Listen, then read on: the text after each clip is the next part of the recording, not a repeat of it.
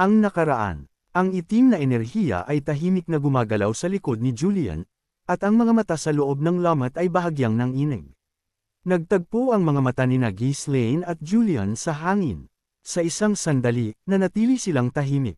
Sa katotohanan, sa sandaling magkita silang muli rito, ang susunod na mangyayari ay nakatakda na. Isang labanan na magpapasya sa katapusan ng mundo. Ang rurok ng isang relasyon na tumagal ng 1,000 taon. Dahan-dahan, ngunit sabay-sabay, inayos nila ang hawak sa kanilang mga espada. Sa wakas, ang huling labanan na magpapasya sa kanilang kapalaran, ay tahimik na nagsisimula. Pagpapatuloy, ang dalawa, hawak ang kani-kanilang espada, ay nagtitigan sa isa't isa ng sandali. Walang ibang tao roon, tanging ang mga mata sa loob ng lamat ang nakamasid sa kanila na parang mga manunood. Sa gitna ng nakalulunod na katahimikan, si Ghislaine ang unang nagsalita. Hindi ko nakikita si Earnhardt. Tumakas na naman ba siya? Pinaplano ko pa naman siyang pabagsakin habang narito na rin ako. Sa kabila ng kanyang mga salita, inaasahan na ni Ghislaine na wala roon si Earnhardt. Hindi nababagay si Earnhardt sa sangkatauhan o sa simbahan ng kaligtasan. Parang langis at tubig, tila hindi siya kailanman magiging katugman ng alinman sa dalawa. Natural lang na nagtatago siya sa kung saan may binabalak. Mukhang bahagyang naiiba ang kanyang mga layunin kaysa kay Julian. At kung naroon si Earnhardt sa anong paraan, parang nararamdaman ni Julian na hindi sana haantong sa ganitong sitwasyon. Nagpatuloy si Ghislaine sa pagrereklamo. Ano pa man, medyo nakakapanghinayang. Lahat ay pumarito para makita ka ng magkakasama. Pero nakikipaglaban sila sa mga apostol, kaya nag-iisa lang akong nakarating dito. Hindi sumama si Tennant. Akala ko kasi kailangan ng hukbo ng Rotanya ng kahit isang superhuman. Iniwan si Tennant sa hukbo ng Rotanya para sa anumang kaganapan. Nakakalat ang mga puwersa ng simbahan ng kaligtasan sa malalayong lugar, ngunit si Tennant ang pinakamagalang at marangal na superhuman ng mga Rotanian, kaya nanatili siya. Sige, ano pa man sana nakita nating lahat ito. Gusto ka kasing makita ng lahat. Lalo na si Jerome. Nagkibit balikat si Ghislaine habang nakatingin kay Julian na hindi tumutugon. Kahit nananatiling tahimik ang kausap, nagpatuloy siya sa pagsasalita.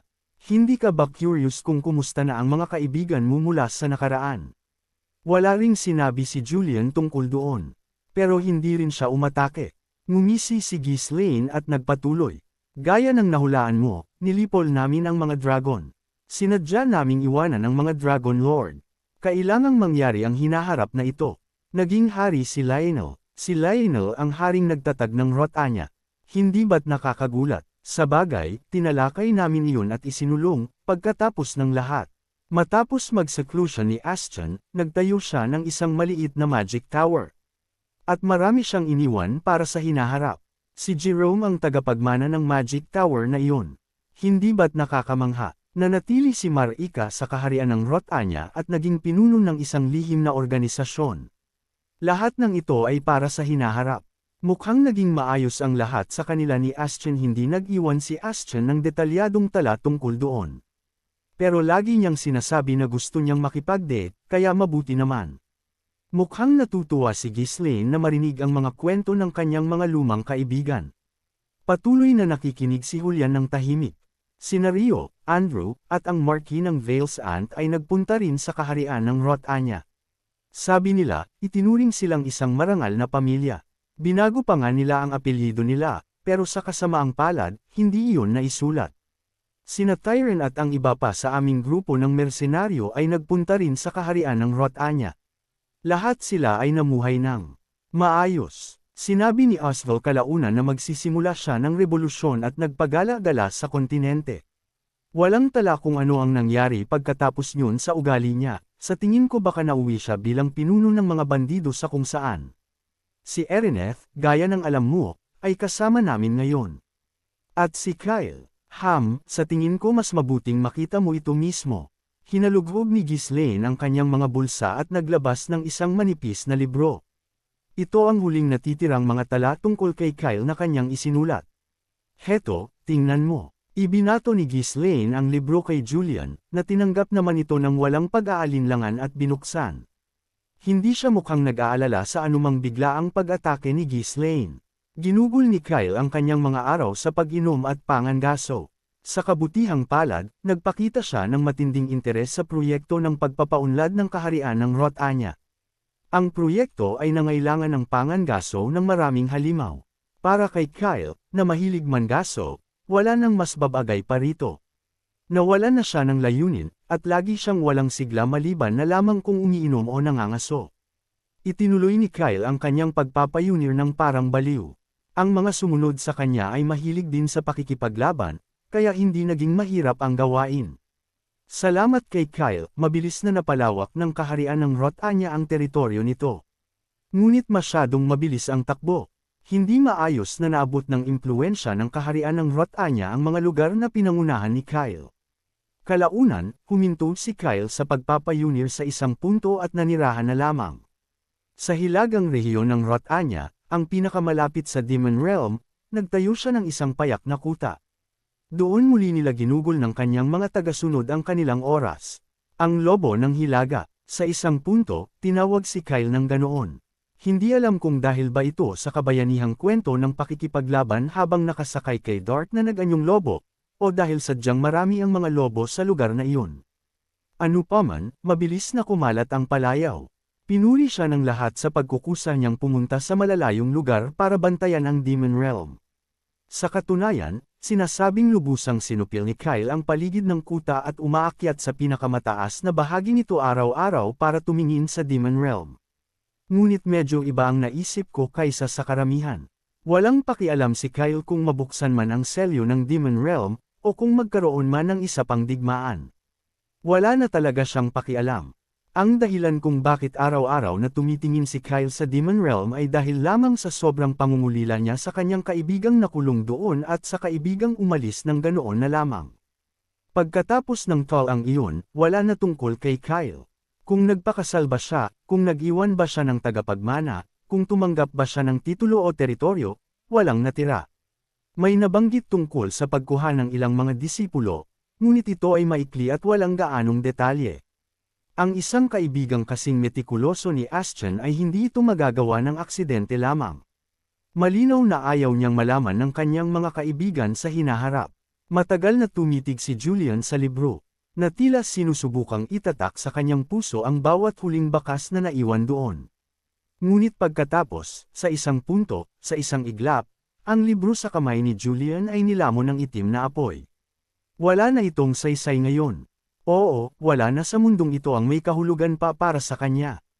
Mayroon na lamang isang layunin, ang sirain ang mundo at iligtas ang kaluluwa ni Deneb. Para itong tinak na nakabaon sa laman, nabubulok. Parang isang sumpa na sumasakal sa puso. Nanatili ito, isang obsesyon na lalong humuhukay ng malalim habang sinusubukan niyang bitawan ito. Si Ghislaine, na tila inaasahan na ito, ay hindi nag-react. Gusto lang niyang ikwento ang istorya ng kanyang mga kaibigan sa huling pagkakataon. Kaya, iyon na iyon. Ngayon, ang natitira na lamang ay ang huling labanan. Dahan-daang itinaas ni Ghislaine ang kanyang espada. Curious ang mga tao, sino kaya ang mas malakas, ikaw o ako? Sa totoo lang, mas malakas ka. Sa katunayan, bago ako bumalik sa nakaraan, ang layunin ko ay malampasan ka. Matapos bumalik, nagtatrabaho si Ghislaine para pabagsakin ang mga Delphine Duque. Ngunit iyon ay layuning dala ng kaligtasan at mas malaking adhikain. Hiwalay ang kanyang personal na pagnanasa. Ang layunin niya ay talunin si Julian at maging pinakamagaling na espadachim sa kontinente. Kahit hindi pa siya nasangkot sa mga usapin ng simbahan ng kaligtasan, hinamon pa rin sana ni Ghislaine si Julian. Si Julian din ay itinaas ang kanyang espada at nagsalita. Noong araw na nanalo tayo sa malaking digmaan biglang may pumasok na kaisipan sa akin. Salamat kay Ghislaine, mabilis na lumago ang mga mandirigma at sa huli ay nailigtas ang mundo. Si Ghislaine, bilang isang nilalang na mas makapangyarihan kaysa sa kahit sino, ay nag-iwan ng malalim na marka sa puso ng lahat. Ngunit ngayon, isang biglaang tanong ang tumama kay Julian. Talaga bang nalampasan ko na si Ghislaine ngayon?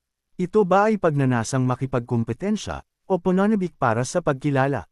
Hindi masabi ni Julian. Kung wala si Ghislaine, ang tanong ay kailangang maglaho ng walang kasagutan. Ngunit ngayon, ang kaisa-isang makakasagot sa tanong na iyon ay nasa harap na niya mismo. Ang dalawang tao na nagnanais na malampasan ang isa't isa ay sa wakas ay makakapagtagisan na ng kanilang mga espada. Walang hudyat. Gayunpaman, ang dalawang espada, na sabay na gumalaw, ay nagbanggaan sa eksaktong bilis at anggulo. Tumalsik ang mga kislap ng apoy, nagkakalat sa hangin, at nang walang tigil, mulit-muli silang nagbanggaan. Kaang, kaang, kaang, laslas, saksak, kontra-atake. Binabasa ang paghinga ng isa't isa, inaasahan ang susunod na galaw, ang mga espada ay patuloy na naghahanap ng pinaka-epektibong direksyon. Walang pakiramdam na may naitutulak pa atras. Walang palatandaan na may nauuna. Mayroon lamang dalawang espadang perpektong nagtutugma. Natural lamang iyon. Tinuruan nila ang isa't isa, at lumago ayon sa pamantayan ng bawat isa. Ngunit ang kalooban na sumusuporta sa mga espadang iyon ay isang ganap na magkaibang puwersa. Ang figure ni Julian ay biglang lumabo sa hangin. Ang espasyo ay gumuho na tila tinitiklop, at sa susunod na sandali, ang kanyang espada ay lumilipad na mula sa blind spot ni Ghislaine. Isa itong atake na nawalan ng anumang pakiramdam ng distansya at direksyon. Eksaktong sinalubong ng espada ni Ghislaine ang trajectory, na tila ang mundo ay sadyang idinisenyo para gumalaw ng ganoon. Tumalsik ang mga kislap, at ang panginginig ng banggaan ay yumanig sa lupa. Sa isang saglit, muling nabaluktot ang espasyo. Sa pagkakataong ito, hindi pataas o pababa. Isang espada ang lumitaw mula sa isang posisyon na ayon sa konsepto ay hindi maaaring umiral. Hindi sumuko si Ghislaine. Itinanam niya ang kanyang espada, matibay na itinapak ang paa sa lupa. Sa isang anghap, ang nanginginig na espasyo ay tumigas. Ang mga pilipit na batas ay puwersahang ibinalik sa kanilang orihinal na posisyon. Parehong tumalsik ang dalawang espada ng sabay. Ang aftershock ng banggaan ay binaluktot ang hangin, at ang tunog ng bakal ay sumunod makalipas ang isang saglit. Lumamig ang mga mata ni Julian. Ang kanyang kapangyarihan ay isa na humahamon sa batas. Isang kapangyarihang nag-aalis ng sanhi at bunga, lumalaktaw sa proseso at distansya, at nagdadala lamang sa realidad ng katapusan na dapat maabot ng espada. Ang kapangyarihan naman ni Ghislaine ay magkaiba. Hindi niya sinisira ang batas. Sa halip, nakatayo siya sa itaas nito, ang kanyang kalooban na puwersahang ituwid ang daloy ng mundong ito. Kaya naman, ang kanilang mga espada ay patuloy na nagbabago, ngunit kabaligtaran nito, nananatiling hindi nagbabago. Kapag nahahati ang espasyo, sinasara ito ni Ghislaine. Kapag binabalewala ni Julian ang mga tuntunin, ipinapatupad ito ni Ghislaine. Ngunit ang kabaligtaran ay totoo rin. Sa sandaling ayusin ni Ghislaine ang daloy ng mundo, lumulusot si Julian sa mga lamat sa mga hangganan nito. Sa dulo ng ipinataw na batas, ang espada ay puwersahang lumilikha ng isa pang mahinang punto at lumilipad pasulong. Paglaslas, paglihis, pagpapadaloy, ang atake ay nagpatuloy ng walang katapusan. Wala sa kanila ang nanginig ang kamay sa paghawak ng espada. Walang umatras, walang naitulak. Ngunit sa isang punto, sabay na lumayo ang dalawa sa isa't isa. Bahagyang huminga ng mababaw si Ghislaine at nagsabi, gaya ng inaasahan, hindi tayo makakapaglaban sa antas na mayroon tayo noong tayo ay tao, pa lamang. Ang transcendenting kapangyarihan na nakuha ng bawat isa sa kanila. Isang kapangyarihan na lumampas sa limitasyon ng tao ng hindi mabilang na beses, kahit lampas pa sa mga dragon, walang sinuman sa kanila ang sadyang gumamit nito. Gusto lang nilang makita kung ang kanilang dalisay na pagnanasa ay kayang malampasan ang isa't isa. Ngunit ang dalawa sa kanila, na perpektong balanse sa kapangyarihan, ay hindi mapagbukod. Ang kanilang mga teknik, pagpapasya, at pandama ay eksaktong humaharang sa mga limitasyon ng bawat isa. Kung magpapatuloy ito, kahit 100 o 1,000 banggaan pa ang mangyari, parehong resulta lang ang makukuha. Sabay nilang na-realize na oras na para lumampas dito. Dahan-daang ibinaba ni Julian ang kanyang espada. Sa sandaling iyon, nagbago ang hangin. Tila bumubukas ang kailaliman ng mundo, isang makapal at dumadaluyong na kadiliman ang bumangon mula sa kanyang katawan. Ang kadiliman ay hindi simpleng aura lamang. Parang isang alon na may sariling kalooban, umikot ito sa nilalang na tinatawag na Julian, sinasakop ang bawat espasyo. Maya-maya pa, isang pares ng nagliliyab na itim na pakpak ang bumangon mula sa kanyang likuran, na tila nagpupunit ng laman. Ang tanawin ay nakasisilaw sa kagandahan, at sa parehong oras, ito ang mismong kilabot na dumudurog sa isipan. Nakatayo lang doon si Julian. Gayunpaman, ang pagtingin lang sa kanya ay bumabaluktot na sa realidad. Ang sinumang ordinaryong tao ay itatanggi ang sarili nilang pag-iral sa sandaling magtagpo ang kanilang mga mata. Isang kakaiba, malaswa, at nakatutuwang tanawin. Lumampas na siya sa hangganan ng pagkatao, naging katapusan ng mundong ito. Ngunit nanatiling matatag si Ghislaine. Humakbang siya ng malakas pasulong, sa wakas ay pinapakawala ng kapangyarihang natutulog sa loob niya. Ang 5 core ay umungol ng matindi. Pinakawalan ni Ghislaine ang kapangyarihang pinipigilan niya hanggang sa limitasyon nito. Isang kapangyarihang matagal na niyang sinusupil at pilit na ibinabaon. Hindi na niya ito pinigilan. Isang napakalaking kadiliman ang sumabog, bumabalot kay Ghislaine. Ito ay isang pinalakas na enerhiya, humuhugot pati na sa kapangyarihan ng kadiliman. Ang kadilimang ito ay hindi lamang pagkawasak. Isa itong napakatinding puwersa, pinaghalong batas at kalooban, na tila kayang sirain ang mundo habang sabay na muling itinatayo ito. Sa loob ng kadiliman, nagliyab ang mga mata ni Ghislaine sa kulay pulang-pula. Kung saan nakatuon ang kanyang paningin, hindi na maaaring basta-basta mabaluktot ang realidad. Ngayon, itinaas ni Ghislaine ang kanyang espada. Tapusin na natin ito. Sa wakas, pinakawalan ng dalawa ang lahat ng kanilang kapangyarihan. Ang langit, na balot ng kadiliman, ay nagsimulang magbago ng mabilis. Kahit nakatayo lang ng balisa si Julian, hawak ang kanyang espada, nagre-react ang langit sa paligid niya. Ang itim na enerhiyang bumalot sa kalawakan ay pumulso at namilipit na tila handang sumabog sa anumang sandali. At pagkatapos, bumuhos ang kadiliman na parang mga bulalakaw. Daan-daan, libu-libong itim na enerhiya ang sabay-sabay na bumagsak, na lumikha ng isang tanawin kung saan tila gumuho ang buong langit. Para itong pag-uulit ng katapusan ng isang mundong dati nang nawasak. Hindi ito isang simpleng atake. Ang mga katapusan na pinili ni Julian ay nagkakatoto, nilalaktawan ang sanhi at bunga. Hurururo. Ang lupa ang unang dumaing. Bago pa man ang banggaan, ang presyon pa lamang ng bumabagsak na kadiliman ay hamati at nagpaalsa sa lupa, na binaluktot ito na parang mga bulubundukin. Itinaas ni Ghislaine ang kanyang ulo. Nakatayo sa bumabaluktot na lupa, hindi niya iniwasan o tinalikuran ang gumuguhong langit. Dahan-dahan ngunit matatag niyang itinaas ang kanyang espada. Walang orasayon, walang sigaw. Ang tanging umiiral ay ang kaloobang nakapaloob sa espada. Habang winawasiwas ni Ghislaine ang kanyang espada sa hangin, ang isang bumabagsak na anino ay nahati sa dalawa.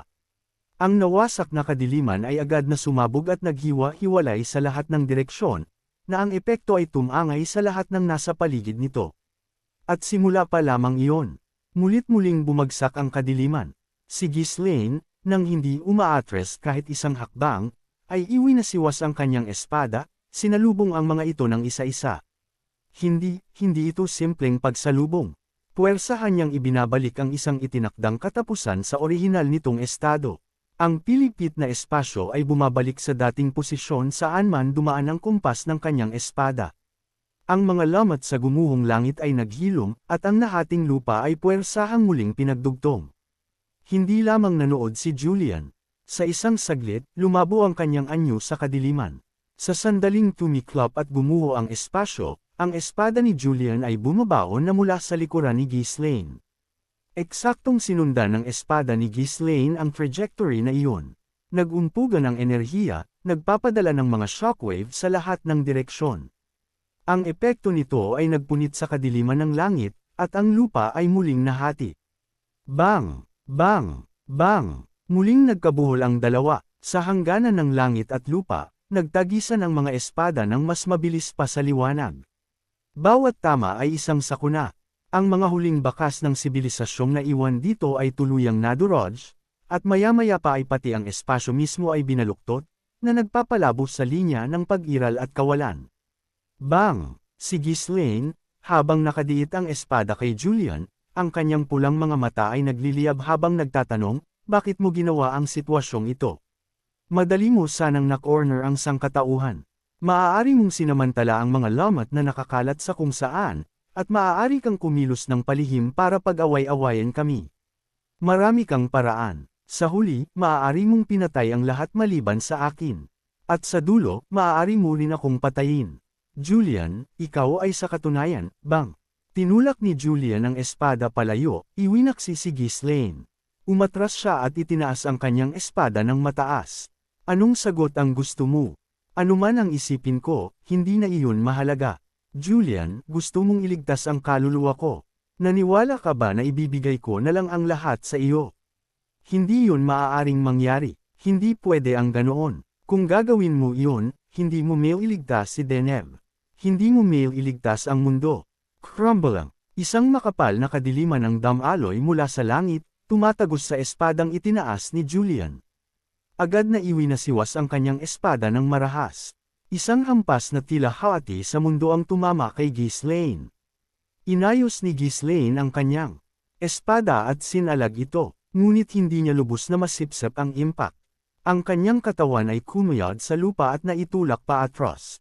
Malamig na nagsalita si Julian. Ghislaine, ibigay mo ang lahat. At patunayan mong mas malakas ka kaysa sa akin. Doon mo lamang mailigtas ang mundo. Bitawan mo na ang iyong kahangalan. Ghislaine Ferdiem, hindi na ako ang iyong kaibigan. Ang kadilimang damaloy mula sa katawan ni Julian ay kumalat sa lahat ng direksyon, tumatagos sa mundo. Lumitaw ang mga itim na espiritu mula sa kung saan-saan. Ang yamang spirit ng hangin ay pumailan lang, ang mga pakpak nito ay tila punit-punit, na pumupukaw ng isang unos. Ang spirit ng apoy, na nilamon ng itim na apoy, ay damaloy na parang lava, tinutunaw ang mundo. Ang spirit ng tubig, na nag-anyong isang maitim at bulok na alon, ay kumain at nagnakaw ng buhay at alaala. Ang spirit ng lupa, na bumangon na may pilipit na katawan, ay dinungisan at dinurog ang lupain. Ang mga espiritong parang anino ay tumagos sa hangin, pinalabo ang linya ng realidad at imahinasyon. Wala na silang hininga ng kalikasan. Tanging isang bagay na lamang ang natira, pagkawasak, na isinasagawa upang tuparin ang katapusan na pinili ni Julian. Huminga ng malalim si Ghislaine, isang buntong hininga na parang huling hininga ng isang taong nagtiis ng mahabang panahon. Oo, isang itim na anino ang nanginig sa ilalim ng kanyang mga paa. Hindi dahil sa ang lupa mismo ang gumagalaw, kundi tila ang mga anino ng mundo ang nagbabago. Iyan din ang aking obsesyon. Walang magbabago. Para iligtas sina Julian at Deneb, kailangan niyang manalo sa labanang ito sa huli. Ganoon pa man wala itong iba kundi isang hanggal na pagnanasang malaman ang tunay na nararamdaman ni Julian, isang pagnanasang hindi niya maiwaksi. Sumabog ang kadiliman sa likuran ni Ghislaine, inilalantad si Dark. Hindi lang isa, maraming dark ang sumulpot, pinupunit ang hangin. Ang iba ay nag-anyong tao, ang iba ay lobo, ang iba naman ay humahati sa langit na parang mga uwak. Bawat dark, na may iba't ibang anyo, ay sumipsip sa napakatinding enerhiyang nagmumula kay Ghislaine at nagbago sa isang saglit. Ang kanilang mga itim na katawan ay lumaki na parang mga bundok, matinding mahika ang namuo sa bawat bahagi ng kanilang katawan. Ang kanilang mga pulang mata ay hindi liwanag ang umaapaw, kundi galit. Sa isang dagandong, napunit ang hangin. Mahinang umungol ang mga dark, nakatingin sa mga espiritong dinungisan ng kadiliman. Ako, hindi ang iyong mga tira-tira. Ako ang tunay na Spirit King. Ang hukbo ng mga dinungisang espirito ay direktang bumangga sa mga dambuhalang dark. Sa bawat banggaan, ang larangan ng digmaan ay niyanig na tila malapit ng mawasak. Mga pagsabog, dagandong, at agos ng mahiwagang enerhiya ang nagkabuhol-buhol, na bumubuo ng isang dambuhalang sakuna. Ang umiiral at ang hindi umiiral ay nadurog. Kahit sa gitna nito, hindi inalis ni Ghislaine at Julian ang tingin sa isa't isa.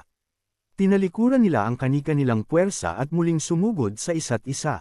At sa sandaling magumpugan ang kanilang mga espada, ang labanan sa paligid ay naging pangalawa na lamang. Ang larangan ng digmaang ito ay umiikot lamang sa kanilang dalawa. Tuwing sila ay magbabanggaan, nahahati ang mundo. Sa kabila ng lamat na iyon, ang hindi pa isinisilang na sakuna at ang bakas ng nakaraang pagkawasak ay sabay na dumaraan. Habang iwinawasiwas ni Julian ang kanyang espada, isang alon ng kadiliman ang tumangay sa mundo. Ang dambuhalang aninong iyon ay may presyon na sumasakal maging sa oras. Nagngit-ngit ang mga ngipin ni Ghislaine at nilabanan ang pagsalakay. Bang! Sa sandaling tumagos ang kanyang espada sa hindi makatwirang puwersang iyon, ang kadiliman ay umungol sa sakit. Ginamit ni Ghislaine ang buong mundong ito bilang kanyang sandata. Ang daloy ng mundo, ang sirkulasyon ng mahika, lahat ng puwersang kilala bilang natural na sakuna ay hinayla sa ilalim ng kanyang kalooban. Hinati ng kidlat ang langit, at sunod-sunod na lindol ang naganap. Isang unos na nagmumula sa dulo ng espada ang pamunit sa kadiliman. Ang apokalipsis na dala ng kadiliman at ang paglaban ng mundo ay ilang beses na direktang nagbanggaan. Gayunpaman, walang sinuman ang makalamang. Ang labanan, na tila dinudurog ang mundo, ay walang sinyales ng pagtatapos. Para matalo ang isa't isa, kailangan ng higit, at higit pang kapangyarihan. Sa isang saglit, ang dalawa ay bumaba sa lupa. Gumuho ang lupa, binaluktot ang grabidad, at ang mga labi ng isang nawasak na mundo ay pumailan lang paitaas sa langit. Gayunpaman, hindi nawala ang kanilang mga tingin sa isa't isa. Ang mga mata ni Ghislaine ay nagliyab ng mas pula kaysa dati. Ang mundo ay nabihag sa kanyang kalooban, naunat hanggang sa limitasyon nito. Siniya ni Ghislaine ang lupa at inihagis ang sarili patungo kay Julian. Hindi rin umiwas si Julian. Sa halip, inayos niya ang kanyang espada. Ang kanyang espada, na puno ng kadiliman, ay direktang bumangga sa espada ni Ghislaine. Sa sandaling mag-umpugan ang kanilang mga espada, ang liwanag, tunog, at anyo ay naglaho. Isang panandaliang kawalan o void ang lumitaw. Sa loob ng kawalang iyon, dalawang kalooban lamang ang matinding nagtatagisan laban sa isa't isa. Nagngit-ngit ang mga ngipin ni Ghislaine. Hindi ko na kaya ang ganito. Naibuhos na niya ang lahat ng kanyang lakas sa laban. Ang mas malakas na atake ay imposible na. Sa kabila nito, hindi niya matalo si Julian. Siyempre, hindi rin kayang lampasan ni Julian si Ghislaine. Pantay ang kanilang lakas, gayunpaman, ang larangan ng digmaan ay hindi pabor kay Ghislaine. Rumble ang kadilimang nagtipon dito ay patuloy na nagbibigay kay Julian ng lakas. Kahit na maliit ang epekto nito, ang bunga ay hindi kailanman naging maliit. Maaari itong tawaging isang bagong demon realm. Gaano man karaming kapangyarihan ang hihigupon ni Ghislaine mula sa mundo, isa itong bihadong larangan. Gayunpaman kung ngayon na, pareho na silang nakapaglabas ng malaking enerhiya. Ang kadiliman ni Julian ay nauubos din ng mas mabilis kaysa sa muling pagpuno nito. Bawat atake ay sapat na para yanijin ang mundo, kaya wala silang magagawa. Kung ngayon na, kuminang ang mga mata ni Ghislaine. Kung hindi niya kayang dumig sa pamamagitan ng mas malaking lakas, maaari niyang pahinin ang kanyang kalaban. Oras na para ilabas ang tunay na alas na matagal na niyang itinatago. Sa paglipas ng panahon mawawalan na siya ng lakas para gamitin pa ito. Isang hindi maipaliwanag na enerhiya ang sumabog mula sa katawan ni Ghislaine. Walang pag-aalinlangan, walang kalkulasyon. Itinaya niya ang lahat sa iisang hampas na ito. Determinada siyang sunugin ang bawat huling bahagi ng kanyang mahika, kalooban, at maging ang kanyang buhay mismo. Umalangaw-ngaw ang espasyo, nayanig ang langit, at ang realidad mismo ay dumaing. Maya-maya pa, 12 ng dambuhalang gintong magic circle ang pumailan lang sa hangin. Bawat isa ay napakalawak na kaya nitong takpan ng langit, at ang mga nagpapatong-patong na bilog ay nagsimulang magkonekta na parang mga konstelasyon. Sa loob nito ay nakasulat ang mga formula, pattern, at ang kaayusan ng universo na hindi kayang unawain ng tao. Hindi ito basta magic circle kundi isang bakas ng istruktura ng mundo na puwersahang hinayla paitaas. Maya-maya, sabay-sabay na naglabas ng liwanag ang mga magic circle. Napunit ang langit. Ang bumukas sa kabila ay hindi ang langit sa gabi. Ito ay isang walang hanggang kailaliman, ang lawak ng kalawakan. Sa loob ng madilim na asul na kawalan, may mga bituing isinisilang, namamatay, at muling nagliliyab. Dam-aloy ang mga galaksi, sumabog. Ang mga nebula, at ang maningning na liwanag ng mga bituin ay bumuhos na parang malakas na ulan. Ang bumabagsak ay liwanag, ngunit ang asensya nito ay kaligtasan. Sa sandaling magtagpo ang liwanag ng bituin at ang kadilimang bumabalot sa mundong ito, sizzled. Nagliyab ang kadiliman. Ang kadiliman, sa oras na mahawakan ng liwanag, ay naglaho ng hindi man lang nakapalag, at maging ang kadilimang bumabalot kay Julian ay nasunog na parang dumi. Kaligtasan sa pamamagitan ng kaningningan. Ang mahikang inilaan ni Ashton ang kanyang buhay upang likhain para iligtas si Julian. Hindi ito kailanman lubusang naperpekto ni Ghislaine. Gayunpaman, nauunawaan niya ang asensya nito ng mas malalim kaysa kanino man. Ang pag-unawang iyon, kasama ang kanyang dambuhalang kapangyarihan, ay nagpakita sa paraang medyo naiiba sa naisip ni Ashton. Gayunpaman, ang liwanag ay hindi maitatanging tunay. Napatingin si Julian sa langit nang may hindi paniniwala. Ang liwanag, kahit hindi banal, ay naglilinis sa lahat. Binaluktot nito ang mismong mga batas ng universo, na ginagawang posible ang imposible. Hindi ito banal na kaligtasan. Ito ay isang himala, na nilikha ng kalooban ng isang taong hindi kailanman sumuko sa kanyang kaibigan. Ashton, ang pangalan ng lumikha ng himala ay lumabas mula sa mga labi ni Julian, na nakapako sa kinatatayuan na tila tuliro. Kahit sa gitna ng naglalagablab na sakit, ang tingin ni Julian ay nanatiling nakatitig lamang sa nagniningning na langit. Kyugugugugugu, mabigat na itinaas ni Ghislaine ang espada, na nagniningning sa gintong liwanag. Lahat ng kapangyarihang kanyang hinubog, binaligtad ang tadhana, ay nakatuon sa kanyang espada, na tila itinakda ng kapalaran. Walang pag-aalinlang ang sumugod si Ghislaine patungo kay Julian. Tahimik na nanood si Julian. Isang himalang nilikha ng obsesyon ni Ashton. At si Ghislaine, na sa wakas ay nagkatotoo sa himalang iyon.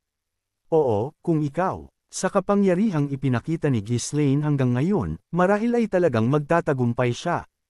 Ang huling pag-asa para iligtas ang mundong ito at tapusin ang walang hanggang siklo ng pagkawasak. Kaya, ako ay... Crunch! Nagngit-ngit ang mga ngipin ni Ghislaine. Sa isang saglit, sumabog ang kadiliman mula sa kanyang katawan. Lahat ng kadilimang natitira dito ay nanginag, tumutugon sa kanyang kalooban.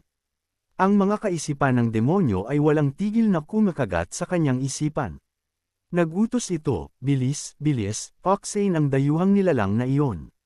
Bilis, bilis, iwaksi ang natitirang puso ng tao. Hindi niya ito mapigilan. Hindi niya ito mapigilan. Ang malalim na ugat ng mga kaisipan ng demonyo ay sadyang ganoon.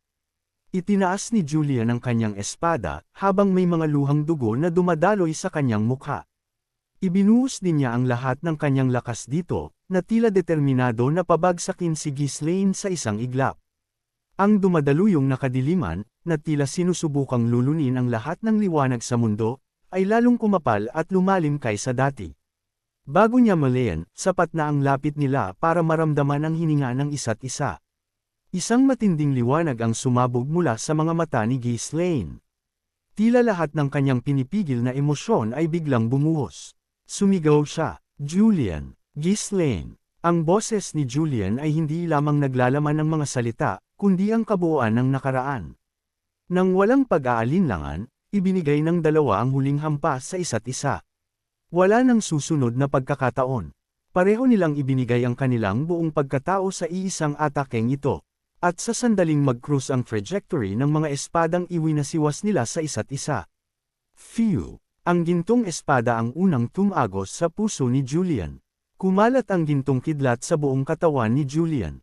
Dose-dosenang, daan-daang nagliliwanag na guhit ang kumalat, na humihiwa sa kanyang buong katawan. Saan man dumampi ang mga guhit na iyon, ang kadiliman ay nabigong panatilihin ang anyo nito at gumuho.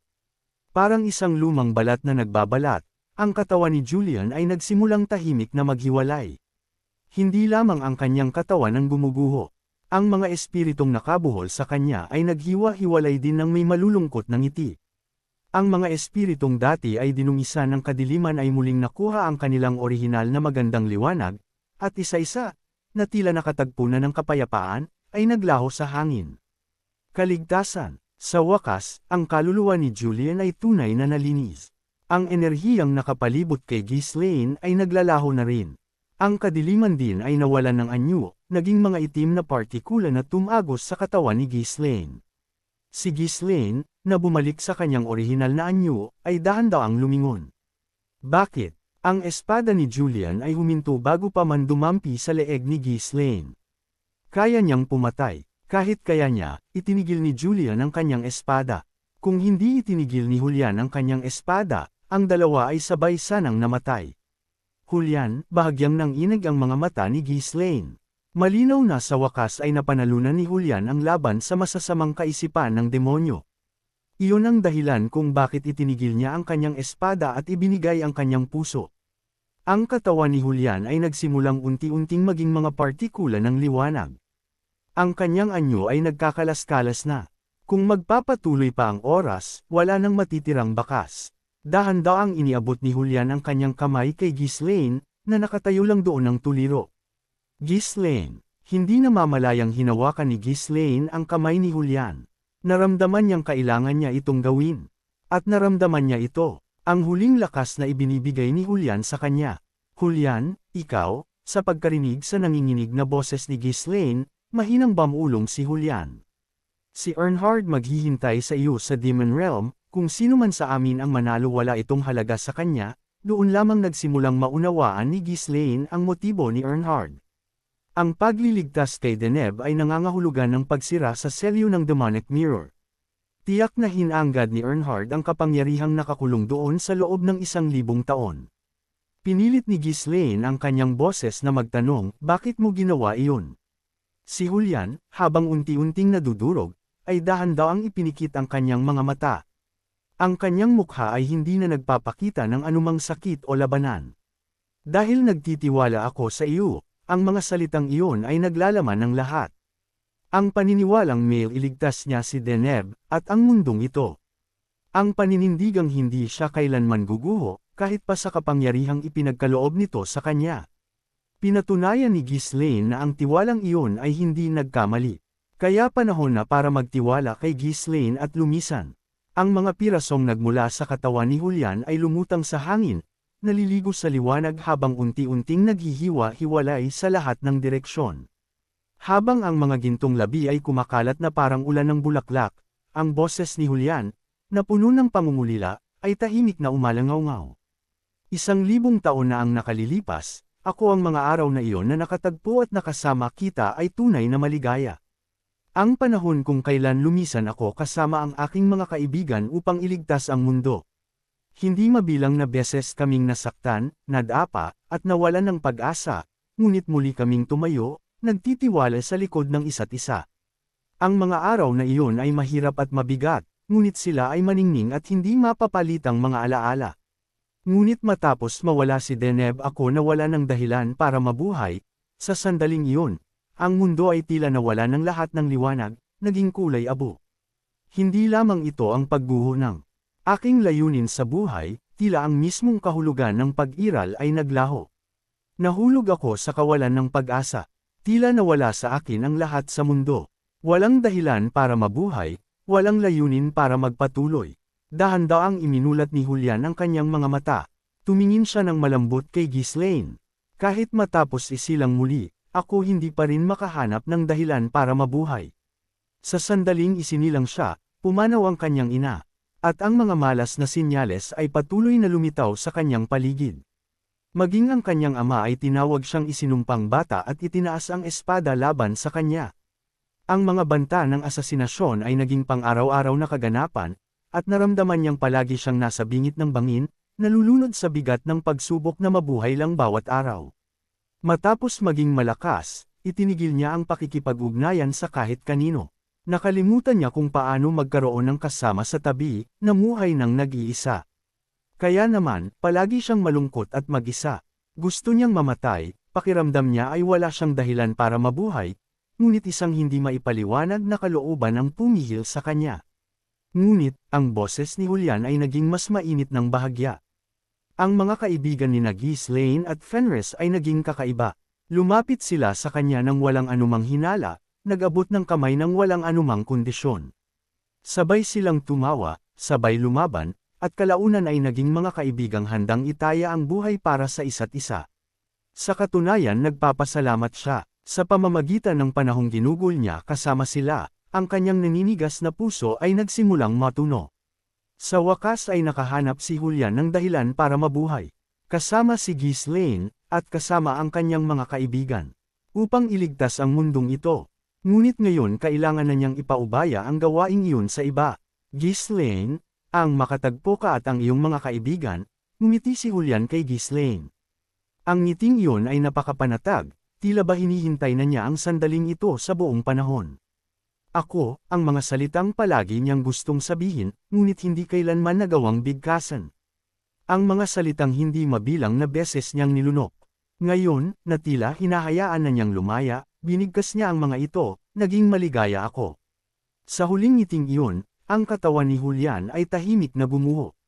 Ngunit hindi ito pagkawasak. Ang mga naduraj na bakas ay naghiwa-hiwalay na parang mga talulot na naliligo sa liwanag. Sumabay sa hangin, tumagos ang mga ito sa lupa, sa langit, at sa bawat sulok ng mundo. Na tila nagnanais na maging kaysa ng mundong kanyang iniligtas, at tila tahimik siyang niyayakap ng mundo sa kanyang mga sugat. At sa gayon, si Julian, ay kumalat sa buong mundo. Matagal na tumayo si Ghislaine doon. Hanggang sa ang huling bahagi ng liwanag ay tinangay na ng hangin, hindi siya makagalaw kahit isang dali. Julian. Tahimik na ipinikit ni Ghislaine ang kanyang mga mata. Ngayon ay nauunawaan na niya. Bakit ipinilit ni Julian ang isang labanan hanggang sa huli? Bakit isinuko niya ang isang paborebleng larangan upang likhain ang pagkakataong ito? Ito ay upang ipasa ang kanyang huling awtoridad. Isang kapangyarihang ibinibigay lamang sa mga nakapagpatunay ng kanilang halaga, ang kapangyarihang malampasan ang kanilang mga kalaban. Ipinakita ito ni Julian sa kanyang mga huling sandali. Iyon ang dahilan kung bakit si Julian ay nakapagpasa ng kanyang kapangyarihan kay Ghislaine, ang bagong tagapagmana. Upang maipasa ang kapangyarihang iyon, pinangalagaan niya ang kanyang pusong tao sa gitna ng sakit, ipinagkakatiwala ang kanyang huling natitirang pag-asa kay Ghislaine. Gayunpaman, ang espiritu ng demonyo na dumaan sa kapangyarihang iyon ay kumapit na ngayon kay Ghislaine. Nakahawak si Ghislaine sa kanyang ulo, at bumagsak. May kung ano sa loob ng kanyang isipan ang pumupunit sa kanyang kaluluwa, kumakamot at naghuhukay. Ang kaisipang ito ay hindi isang maayos na kalooban. Ito ay dahil hindi pinili ni Julian ang demonyo, at hindi rin pinili ng demonyo si Julian. Kumapit lamang ito sa huling lakas ni Julian, na itinutulak ng instinkta naman ay isang marumi at punit-punit na labi. Ngunit maging ang labing iyon ay may taglay na kapangyarihang higit sa kapasidad ng isip ng tao. Linisin ang mundo, sirain ang lahat, at isang bagong mundo. Ang mga bulong, na parang mga utos, at ang mga utos na parang pananibik, ay bumalot sa isipan ni Ghislaine. Bagaman hindi ito isang maayos na kaisipan, kapag pinagsama sa kapangyarihang ipinagkaloob ni Julian, nagtataglay ito ng hindi pa nakikita na lakas. Mapipigilan lamang ito ng isang matatag na kalooban. Ang kalooban ni Ghislaine ay sapat na upang labanan ang kaisipan. Ngunit kaya lamang niyang magtiis, hindi ang tuluya itong talunin. Ang kanyang isipan ay nakagapos na ngayon sa isang walang katapusang labanan, hindi makapagpahinga kahit isang sandali. At habang mas ginagamit niya ang kapangyarihang ito, mas lalo siyang makakain nito, unti-unti, ngunit sigurado. Gaya na lamang ng nangyari sa papa na si Earnhardt noong 1,000 taon na ang nakalilipas. Hinawakan ni Ghislaine ang kanyang ulo at tumayo. Ang kapangyarihang ibinigay ni Julian sa kanya ay mapanganib. Ngunit ang kapangyarihang ito ang tanging paraan upang malutas ang sitwasyong ito. Ang kapangyarihang ito ang tanging paraan upang makontrol ang lamat. Kinagat ni Ghislaine ang kanyang labi. Isang matinding sakit ang pumilit sa kanyang malabong isip na muling mag-focus. Pasuray-suray siyang lumapit sa lamat at iniabot ang kamay. Sumabog ang kadiliman mula sa kamay ni Ghislaine, bumabalot sa lamat. Ang mga mata sa loob ng lamat ay nanginig. Ang nilalang sa loob ng lamat ay maaari sanang nakatakas kung naghintay sila ng sandali. Ngunit ang kanilang hari ay ibinigay na ang kapangyarihan sa iba. Na tila tumutugon sa pagtataksil na ito, ang lamat ay dahan-daang lumiit. Isang dambuhalang kamay ang sumulpot mula sa lumiliit na siwang. Pumilipit ito at sinubukang tumakas. Ngunit ang dambuhalang katawan nito ay naipit sa balikat, hindi na makagalaw pa. Ang kamay na bahagyang nakatakas ay hamampas sa lupa. Umungal ang lupa, at ang kamay ay walang tigil na umabot kay Ghislaine. Dalisay na masamang hangarin, na may layuning dakmain at pira-piresuhin siya. Umatras si Ghislaine, humuhugot ng mas marami pang enerhiya.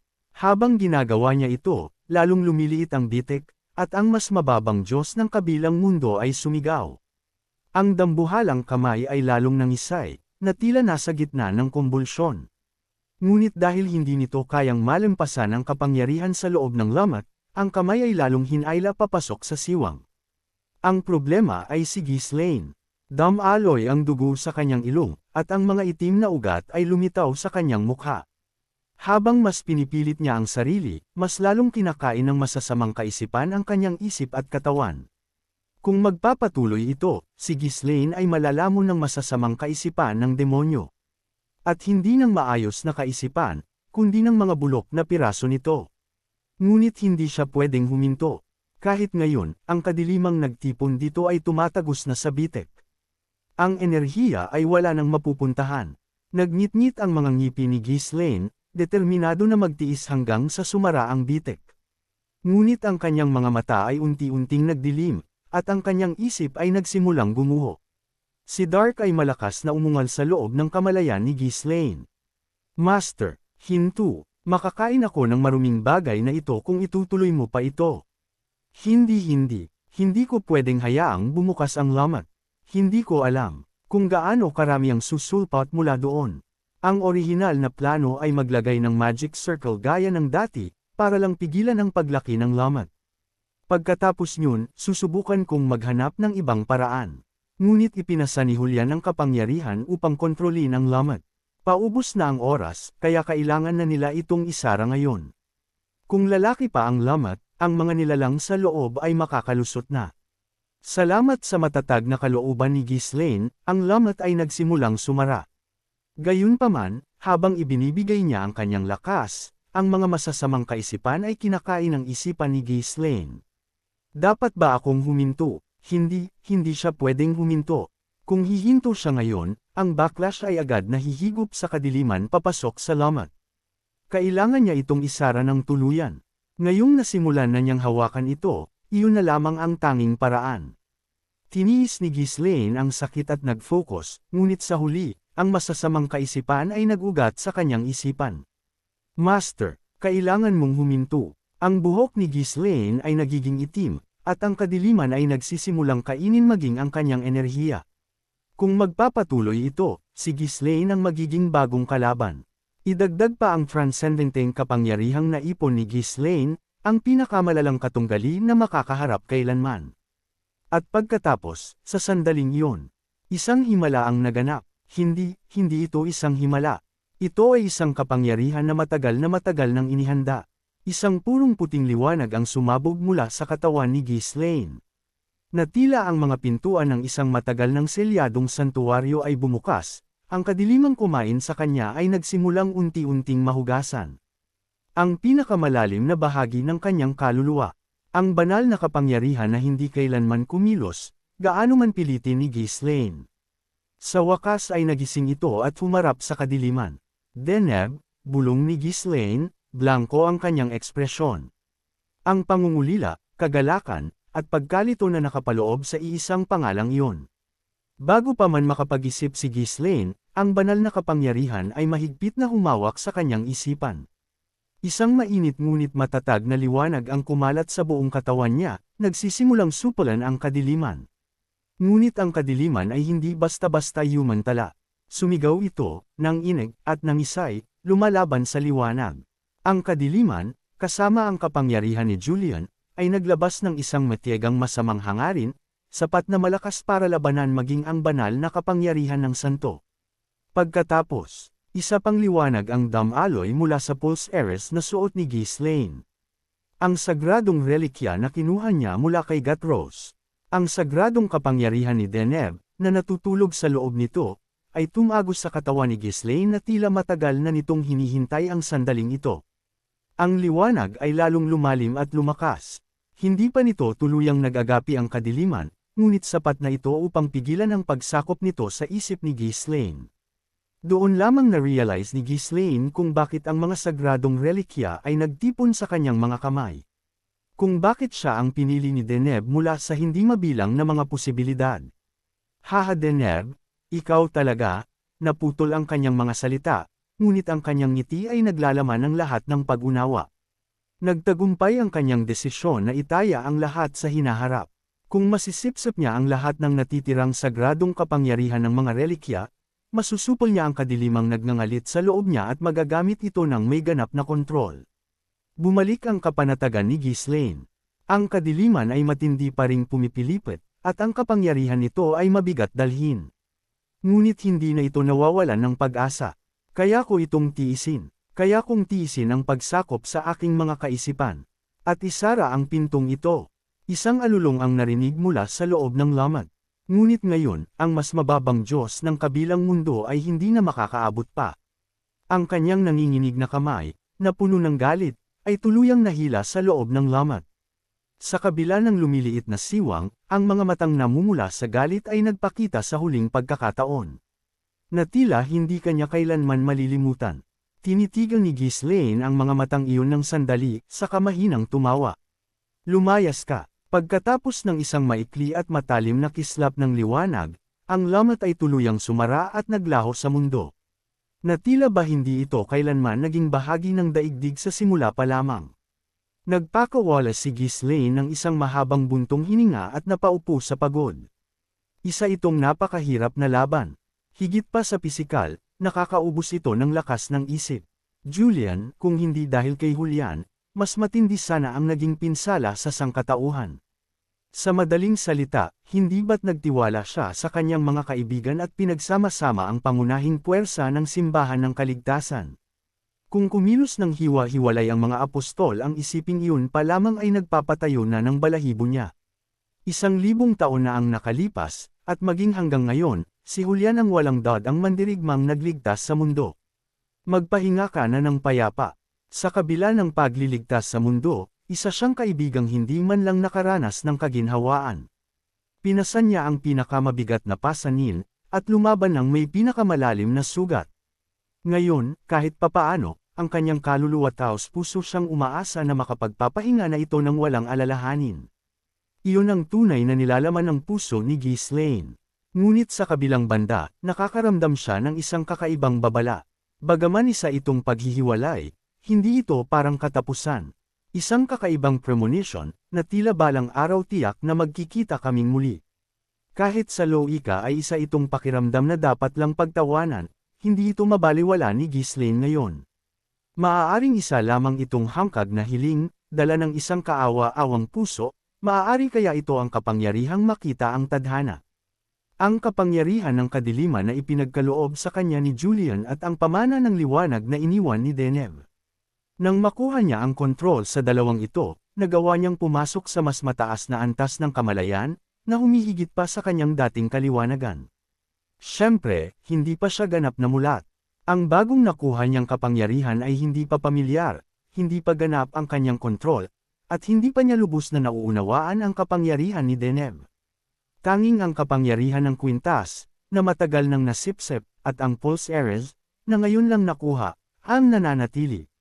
Sa pamamagitan lamang ng pagkuha sa mga natitirang kapangyarihan ng Pulse Ares at singsing siya magiging ganap. Gayunpaman, kahit ngayon, alam na niya ang dapat niyang gawin. Ang Demon Realm, isang lugar na umiral na parang anino ng mundong ito mula pa noong sinaunang panahon ng mito, isang lugar na siyang kabilang panig ng mundo at ang mismong asensya ng negasyon. Isang lugar kung saan ang mga bagay na hindi dapat umiral ay hindi kailanman nawawala, na namumuubilang mga lamat sa mundo. Dahil sa demonic mirror, ang sangkatauhan ay palaging nabubuhay sa patuloy na pagkabalisa. Ang lahat ng mata at atensyon ay nakatuon dito, kaya wala nang puwang para sa iba pa. Ang kapayapaang dala ng sakripisyo ni Deneb ay panandalian lamang. Kalaunan ay bumangon ang kadiliman, na muling nagmantsa sa mundo ng dugo. Hanggat hindi nawawasak ang demonic mirror, ang sangkatauhan ay habang buhay na lalakad kasama ang anino ng pagkawasak. Ngunit ngayon, nakatagpo na si Ghislaine ng pahiwatig upang putulin ang ugnayang iyon. Kung posible ba talaga ito ay mangangailangan ng lahat ng kanyang lakas upang pag-isipan. Pinilit ni Ghislaine na bumangon mula sa kanyang kinauupuan. Lumingon siya at tiningnan ang landas na kanyang tinahak. Parang isang maikling laban lang ang naganap, ngunit sa katotohanan, isa itong matinding pakikibaka. Sa oras na ito, ang pakikipaglaban ng iba pa niyang mga kaibigan ay dapat na malapit na ring matapos. Sana ay ligtas sila. Gusto na niyang magmadali para tumulong, ngunit kakaunti na lang ang natitira niyang lakas. Gayunpaman, hindi niya pwedeng hindi pumunta. Kung hindi pa tapos ang laban, kailangan niyang mag-abot ng tulong, gaano man ito kaliit. Umasa si Ghislaine na ligtas ang kanyang mga kaibigan, at muli siyang humakbang ng pasuray-suray pasulong. Dahil pagkatapos ng lahat, hindi pa ito tapos. Nababaliw na ito, nanginginig si Alfoy, hindi malaman ang gagawin.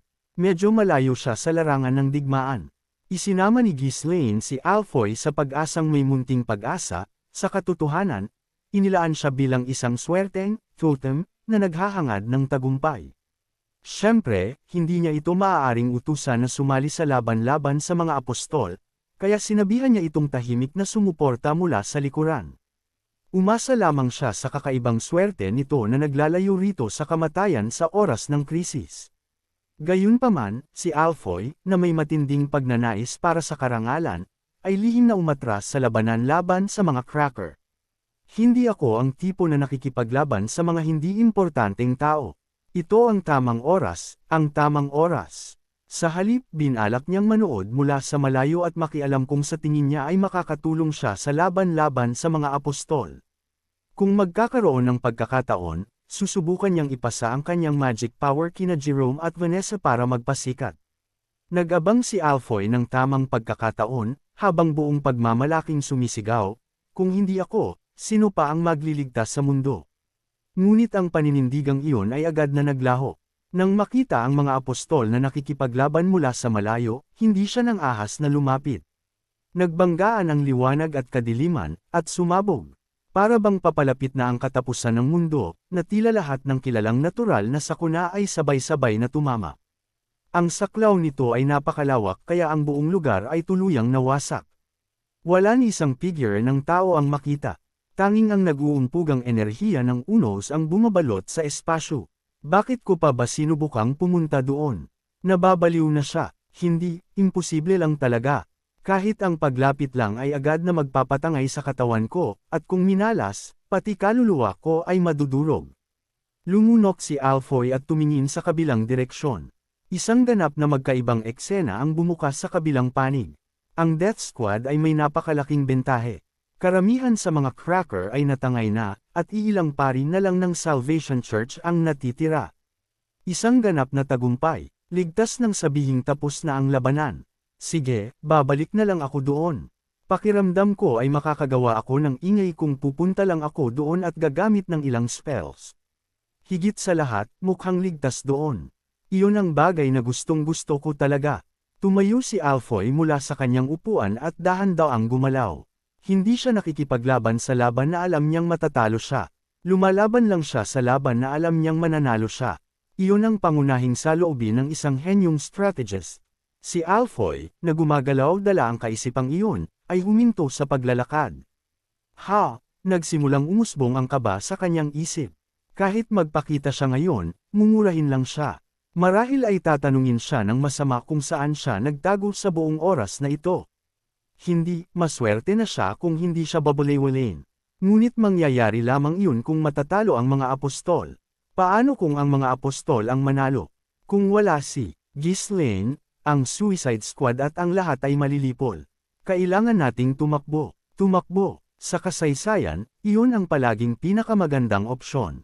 Kung mananalo ang Suicide Squad, mumurahin lang siya. Kung matatalo ang Suicide Squad, kahit papaano ay makakaligtas siya. Sa gitna ng kanyang paghihirap, nagsimulang sumigaw ng malakas ang kanyang instinct. Ngayon na, kung gusto mong mabuhay, tumakbo ka. Tama, pero hindi gumagalaw ang kanyang mga paa. Damn it, damn it. Alam niyang dinala siya ng lahat dito para sa anumang kaganapan. Sa katotohanan, malamang na wala silang inaasahan sa kanya. Hindi, sa oras na ito, malamang na nakalimutan na nila ang pag-iral niya. Walang oras para sa ibang kaisipan sa ganoong klaseng laban. Gayunpaman, hindi makaalis si Alfoy. Ito dapat ay ang huling laban, kung tatalikuran niya ang ganitong laban, hindi na siya makakapagpasikat kailanman. Hindi na siya makakapagkwento ng kanyang katapangan. Matapos ang lahat ng hirap na ginawa niya para mabuo ang kanyang reputasyon. At may mas nakakainis pang dahilan. Lahat sila ay nakikipaglaban para sa kanilang buhay. Ang kakatwang pagnanais na makatulong sa kanila, kahit kaunti, ay patuloy na tumutusok sa kanyang dibdib. Ngunit ang kanyang instinta ay muling sumigaw ng apurahan. Hindi ka ganyang klaseng tao. Bakit ka umaarte ng ganyan bigla? Hindi ko alam. Hindi ko alam. Huwag kang magkamali. Magising ka nga. Hindi mo ba alam na puro swerte lang ang lahat? Alam mo yan higit sa kanino man. Ang swerte ay kasanayan. Gunggong. Hindi yun ang ibig kong sabihin. Sa totoo lang, gusto mo lang sumali dahil sa reputasyon mo. Tigilan mo na ang pagkahumaling sa sumampang reputasyon na iyan. Hindi ito ang oras para magmalaki. Tamad ka lang. Manahimik ka. Hindi ako tanga. Ako ay isang Diyos. Bakit? Dahil tinalo ko ang isang Diyos. Si Alfoy, dala ng kayabangan, ay iwinaksi ang boses ng kanyang instinta at, habang nangingilid ang luha sa kanyang mga mata, dahan-daang lumapit sa gitna ng labanan. Patuloy siyang bumubulong habang naglalakad. Sandali lang. Tutulungan ko lang kayo sandali at aalis na ako. Binalak niyang saglit na kunin ang atensyon ng mga apostol, o kung hindi yun gumana, mabilis na magpasa ng kaunting magic at tumakas. Sa kabila ng kanyang maingat na paglapit, ang mga epekto ng banggaan ay napakalakas, at hindi na makalapit pa si Alfoy. Pakiramdam niya ay madudurog siya kung mahuhuli siya sa lugar na iyon. Bumalik na lang tayo, hindi ka makakapasok, kailangan nating tumawag ng iba. Tama, nang makita ang marahas na unos na nabuo, mabilis na nagbago ang kanyang isip. Palagi naman siyang pabago-bago at walang paninindigang tao. Eksaktong mag-a-agree na sana si Alfoy sa kanyang instinta at tatalikod. Ang biglang paglakas ng enerhiya ay naging sanhi upang puwersahang makaladkad si Alfoy. Nagkakawag ang mga braso at binti ni Alfoy sa hangin. Ang presyon ay napakatindi kaya hindi man lang siya makahinga. Ang kanyang mga sigaw ay tila natatakpan. Ngunit sa tadhana man o sa laro ng mundo, perpektong tinangay si Alfoy ng agos ng unos. Umikot siya at bumagsak sa lupa na tila may naghagis sa kanya. Crash! Si Alfoy, na hamampas sa lupa, ay agad na tumalon pataas. Ha! Ano? Bakit madilim? Kadiliman ang bumalot sa kanyang paligid. Tumingin sa paligid si Alfoy, habang tumatagaktak ang pawis sa kanyang mukha. Pagkatapos, isang pamilyar na figure, bagaman malabo, ang lumitaw. Gillian. Nanlaki ang mga mata ni Gillian sa masayang sigaw ni Alfoy. Ang lugar na ito ay isang nakakatakot na kalaban, higit pa sa kayang harapin ng kahit pinakamagaling na superhuman. Ang isang taong may kalibre ni Alfoy ay madudurog sa isang saglit. Hindi matalinghaga, kundi literal. Gillian. Sumigaw si Gillian at ibinato ang kanyang kalasag. Isang napakalaking pagsabog ang naganap sa sandaling iyon. Halos hindi naharangan ni Gillian ang enerhiyang ipinatama ni Ned Ruman kay Alfoy. Nanginginig si Alfoy, walang kamalay-malay sa nangyari. Pagkatapos, si Belinda, na sugatan sa buong katawan, ay lumitaw at hinawakan si Alfoy sa batok. Ang batang ito ay talagang sakit sa ulo. Naintindihan ni Belinda ang sitwasyon kaagad. Nagkamali na naman siya. Akala talaga niya ay makakagawa siya ng mga himala. Nakagawa nga siya ng himala noong nilalabanan ang Dragon Lord, pero noon, may pagkakataon man lang sumubok. Pero iba ang lugar na ito. Walang magagawa si Alfoy. Kung tutuusin, magiging hadlang lang siya. Hindi, maswerte na kung hadlang lang siya. Kahit ngayon, kung hindi dahil kay Gillian, patay na siya sa isang saglit. Tumakbo ka na ng mabilis. Huwag kang lalapit sa lugar na ito. Mamamatay ka. Basta na lang inihagis ni Belinda si Alfoy sa lupa. Maaari siyang mamatay sa unos ng aura na naghahari sa lugar na ito, pero tiyak na mamamatay siya kung mananatili siya rito. Naiintindihan ko. Paalis na. Bulong ni Alfoy habang lumilipad. Nakaramdam siya ng kaunting lungkot. Kaunting hiya, pero sa kakaibang paraan, nakaramdam siya ng ginhawa. Sige, ano ang dapat kung dapat na akong tumakas ng mabilis? Malungkot na tumalikod si Alfoy, pero pakiramdam niya ay napatawad na siya. Mas mabuti na ito sa isang banda. Ngayong may pahintulot na siya, maaari na siyang tumakas ng walang pag-aalinlangan. Ngunit hindi nangyari ang mga bagay ayon sa plano ni Alfoy. Sa isang napakalakas na dagandong, hinaranggan ni Erineth ang landas ni Alfoy. Lumingon siya ng apurahan at nagsalita ng may pagkataranta. Alfoy, bakit ka narito? Mapanganib ang lugar na ito. Tumakbo ka na ng mabilis. Binalot ng spirit ng hangin si Alfoy at pinalipad palayo. Nakaramdam si Alfoy ng halu-halong hiya at ginhawa sa pagkakataong ito. Oo, nakakuha ako ng pahintulot ng 2 beses. Sige, aalis na talaga ako. At sa proteksyon ng espiritu, sa pagkakataong ito ay talagang ligtas na. Biglang, isang napakatinding shockwave ang tumama. Halos hindi na protektahan ng spirit ng hangin si Alfoy, ngunit hindi nito nakayanan ang impact at naglaho. Bumagsak si Alfoy sa lupa, ang mga kamay ay nagkakawag sa kalituhan. Ano, bakit ako lang ang mag-isa? Whoosh! Sa pagkakataong ito, mabilis na hinaranggan ni Parnell ang landas ni Alfoy. Sumigaw sina Kaor at Lucas mula sa gilid. Alfoy, ano ba ang ginagawa ng bastos na iyan? Bakit ka narito? Hoy, sa tingin mo ba nasaan ka? Nababaliw ka na ba? Hindi makapangatwiran si Alfoy. Bawat salita ay totoo. Napapagalitan siya nang wala sa oras. Gusto na talaga niyang makaalis dito ng mabilis. Hinawakan ni Parnell ang ulo ni Alfoy gamit ang isang kamay at inihagis siya paatros. Mapanganib ang paligid pero wala siyang magagawa. Kung mananatili siya rito, ang aftershock pa lang ay madudurog na si Alfoy. Sumigaw si Alfoy sa tindi ng bilis. Gayunpaman, inisip niyang maswerte pa rin siya. Hindi ba't tingin ng lahat ay wala siyang silbi? Medyo malungkot pa rin, pero importante ang mabuhay, kaya mabuti na rin ito. Ang problema ay masyadong maraming enerhiya ang nagbabanggaan sa lugar na ito. Naipit si Alfoy sa gitna ng pinakamalaking magical storm.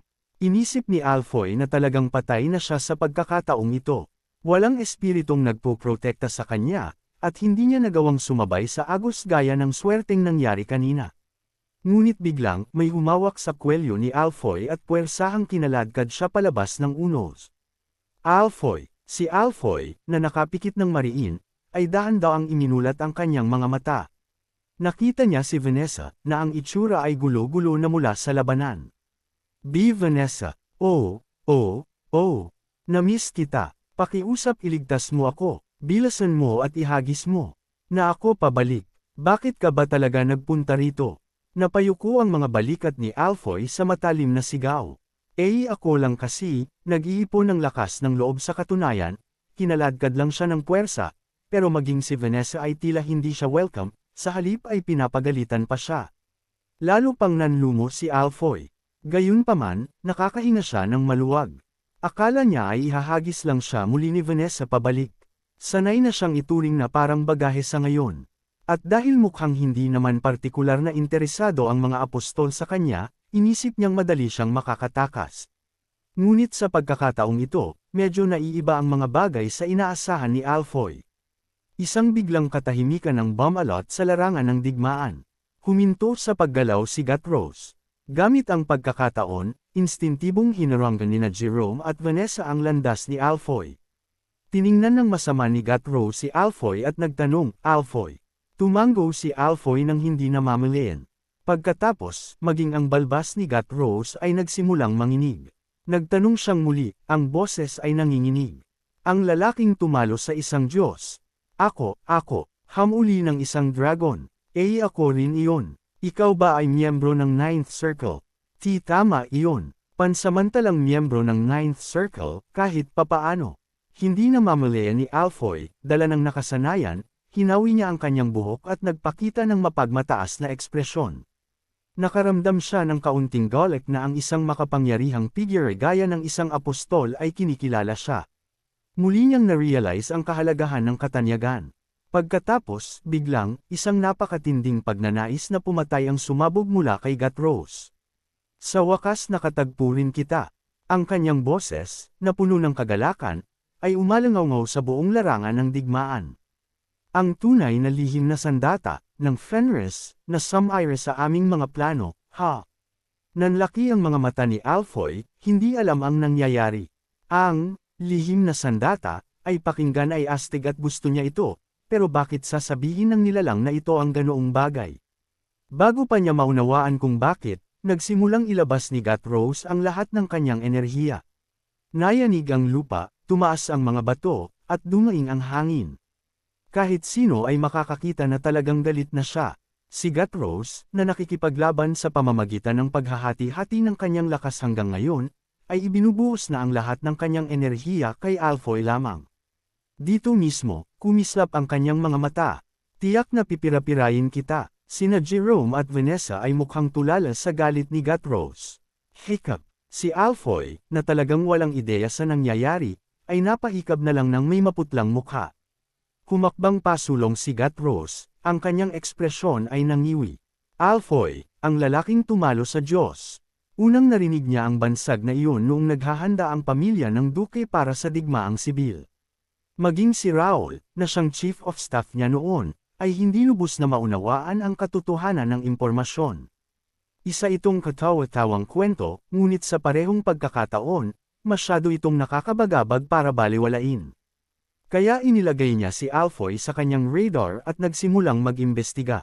Gayunpaman, habang tumitindi ang digmaang sibil, ang lahat ng mata ng pamilya ng duke ay nabaling sa duke ng Fenris, at ang imbestigasyon kay Alfoy ay napabayan. Ang desisyong iyon ay isang pagsisisi na hanggang ngayon ay nagpapahirap kay Gatrose.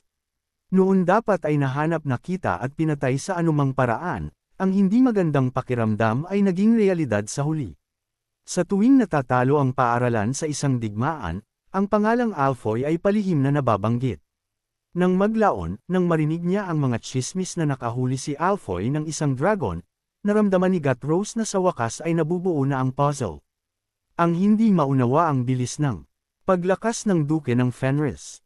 Ang mga tagumpay ay masyadong marami para sabihing nagkataon lang. Ang tiyempo ay palaging milagroso. Tila ba ginagawa ng langit ang lahat ng makakaya nito para suportahan siya. Ngunit paano kung isang Ninth Circle Mage pala ang nakikialam para sa duke ng Fenris?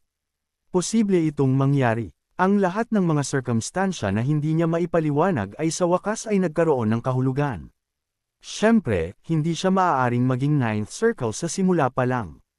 Kung ganoon nga, sana ay hayagan siyang nagpakilala at inatake ang pamilya ng duke. Ngunit siya ay walang dadang isang henyo sa mga henyo. Tutal, hindi ba't naabot niya ang Ninth Circle sa ganoon kabitang edad? Nakatalaga na silang patuloy na magdusa. Napakagaling ng pagkakatago ng kaaway sa ganitong lihim na sandata. Nang mapagtanto ko ang tungkol sa iyo, talo na ang digmaan. Kaya paanong hindi ako maghihimutok? Hib. Nanumpa ako sa langit noon. Hib, kung mahahanap ang hari at ang kapangyarihan ng doktrina ay muling mabubuhay, umungal si Gatrose sa isang boses na tila naglalaman ng 1,000 taon ng hinanakit. Hahanapin kita at dudurugin. At ngayon, ang mismong Samires sa plano ay kusang lumitaw sa kanyang harapan. Ang taong gusto niyang patayin kasing tindi ng duke ng Fenris mismo. Hindi mapigilan ni Gatrose na maniwala na ito ay isang biyayang ipinagkaloob sa kanya ng Diyos ng demonyo. Oo, walang paraan na palalampasin mo ang ganito kaimportanteng labanan. Nagpaplano ka na namang sumingit ng palihim sa pagkakataong ito. Naging madaldal siya nang hindi inaasahan dahil sa tindi ng pananibik at tuwa.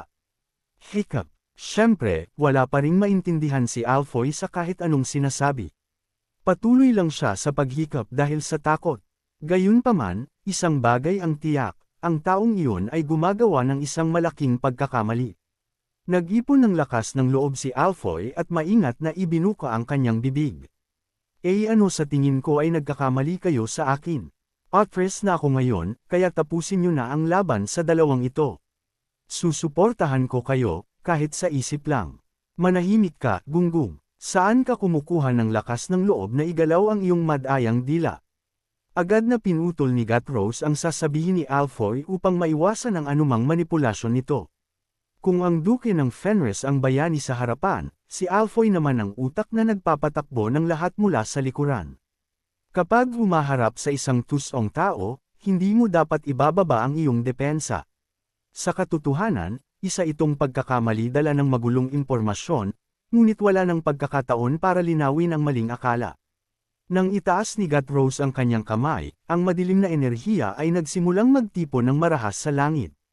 Ngayong nahuli mo na ang paningin ko, magiging imposible na ang magplano ng palihim. Sa susunod na sandali, ibinaba ni Gatrose ang kanyang kamay at sumigaw, mayroon na akong kapangyarihan na pumatay kahit ng isang Ninth Circle Wizard.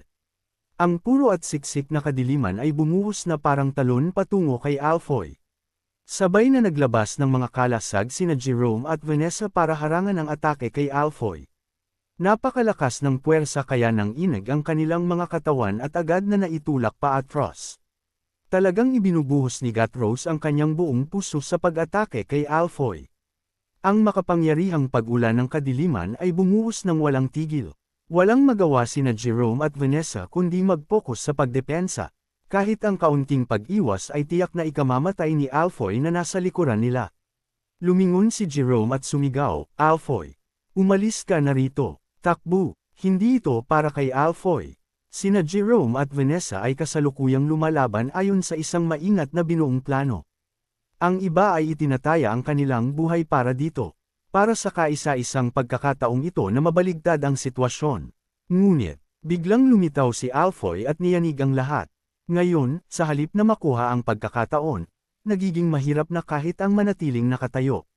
Sa madaling salita, nagawa ni Alfoy ang pinakamalaking pagkakamali sa kanyang buhay. Pero ayos lang, kahit ngayon, kung tatakbo si Alfoy, maaari kaming mag-regroup. Pagkatapos ay nagsalita si Alfoy sa isang nanginginig na boses. Mag-isa lang ako, hindi ako makakalabas dito, ano? Paano ako makakalusot dyan? Nakakatakot gumawa kayo ng kalasag at paano kung habulin niya ako? Sa tingin ko ay hindi niya ako pakakawalan, napakalaking mga enerhiya ang nagkabuhol-buhol at nagwawala sa lahat ng direksyon. Sa tingin pa lang ay nangangatog na ang mga binti ni Alfoy. Ang mismong ideya ng pagtakbo ay nangangailangan ng lakas ng loob. Hindi, tiyak na hahabulin siya ng Gatrose na iyon. Ang pagtakbo ay nangangahulugan ng tiyak na kamatayan. Nang marinig ang sagot na iyon, ang mga mukha ni na Jerome at Vanessa ay nabahira ng kawalan ng pag-asa. Sa kabilang banda, ang ekspresyon ni Gatrose ay napuno ng kagalakan.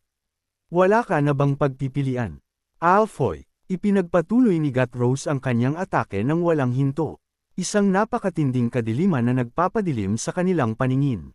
Determinado siyang durugan silang tatlo, hanggang sa hindi na sila makahinga. Nagngit-ngit ang mga ngipin ni na Jerome at Vanessa at pinrotektahan si Alfoy. Ang kanilang mahika ay nauubos ng walang saysay. Sa pagtingin sa sitwasyon, na-realize din ni Alfoy na may nagawa siyang mali. Mahina siyang bamulong bilang paumanhin. Tututulong din ako, dahil nagdedepensa ang dalawa, kung siya naman ang aatake hindi ba't kahit paano ay magiging balanse ang lahat. Sabi ni Alfoy, habang inilalabas ang kanyang mahika hanggat kaya niya. Sa tingin ko ang mahika ko ay makakapinsala sa kanya. Ang tinaguriang Ninth Circle Magic. Ang sukdulang sakunang paralel na ipinamahaging Magic Multi-Flame Cannon, ang 32 landas ng katapusan. Ang mahikang binigyan ni Alfoy ng napakagarbong pangalan ay sa wakas ay nagpakita sa mundo. Whoosh! Sa isang saglit, 32 bowl ang apoy ang lumitaw sa hangin. Ibinigay na talaga ni Alfoy ang lahat. Hindi pa siya kailanman naglabas ng mahika nang may ganoon katinding determinasyon sa kanyang buhay. Ngunit ang mahikang buong ambisyon niyang inilabas. Pisisik. Bago pa man ito umabot kay Gatrose, namatay ito na parang kandila, nadaig ng napakatinding aura sa paligid. Muling tumigas ang ekspresyon ni na Jerome at Vanessa sa kawalan ng pag-asa. Walang silbi, anong gagawin ko? Ngunit biglang, isang nakakagulat na reaksyon ang nanggaling sa kabilang panig. Biglang napaatras si Gatrose, at kumuha ng depensibong posisyon. Sa sandaling makita niya ang 32 apoy, isang kilabot ang dumaan sa kanyang likuran.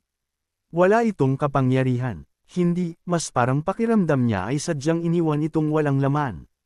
Naningkit ang mga mata ni Gatrose. Hindi maaari, walang paraan na ang isang Ninth Circle Wizard, lalo na ang Alfoy, na iyon, ay gagamit ng ganoon kakarampot na mahika. Agad siyang naghinuha, isa itong pain. Sa sandaling mag-react siya, tiyak na ang tunay na atake ay tatama sa kanya mula sa likuran. Nangiwi paitaas ang bibig ni Gatrose. Gaya ng inaasahan sa isang tusong bastos. Oo, sa galing mo, ang ganitong pag-arte ay napakadali lang. Maging ang pagpapakita ng maramihang tiyantang ay kahanga-hanga. at ang magsagawa ng 32 ng sabay-sabay. Ito ay isang bagay na kahit ang pinakamahuhusay na wizard sa kasaysayan ay nabigong gawin. Kumilos tayo ng maingat. Iyan ay isang 9th Circle Wizard na humarap na sa mga dragon. At napakatuso niya. Kahit ang kaunting pagpapabe ay tiyak na haantong sa pagkatalo. Itinigil niya ang kanyang mga atake, maingat na. Sinusuri ang kanyang paligid. Dahil dito, nakahinga ng maluwag sina Jerome at Vanessa. Nanahimik ang dalawa ng sandali. Sa kabutihang palad, hindi pa rin nila maintindihan kung bakit umaasta ng ganoon si Gat Rose. Anuman ang dahilan, isa itong pagkakataon. Eksaktong lalagyan na sana ni Vanessa ng kalasag si Alfoy at ihahagis siya pa atros. Iniabot ni Jerome ang kanyang kamay at pinigilan siya. Sandali lang. Bakit? Paalisan na natin si Alfoy dito. Siguro, si Gat Rose ay masyadong nahuhumaling kay Alfoy, hanggang sa puntong sobra na. Hindi lang iyon, masyado siyang sensitibo sa kahit maliit na galaw nito. Kung gagamitin nila ito, kung patuloy na kukunin ni Alfoy ang atensyon ni Gat Rose.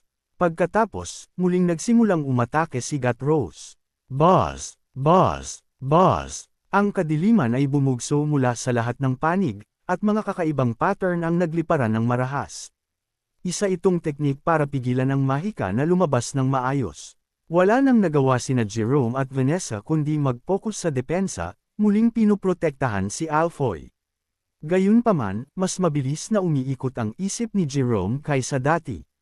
Subukan ba natin? O gawin na natin? Ang lahat ay nagtitiis para sa isang pagkakataon.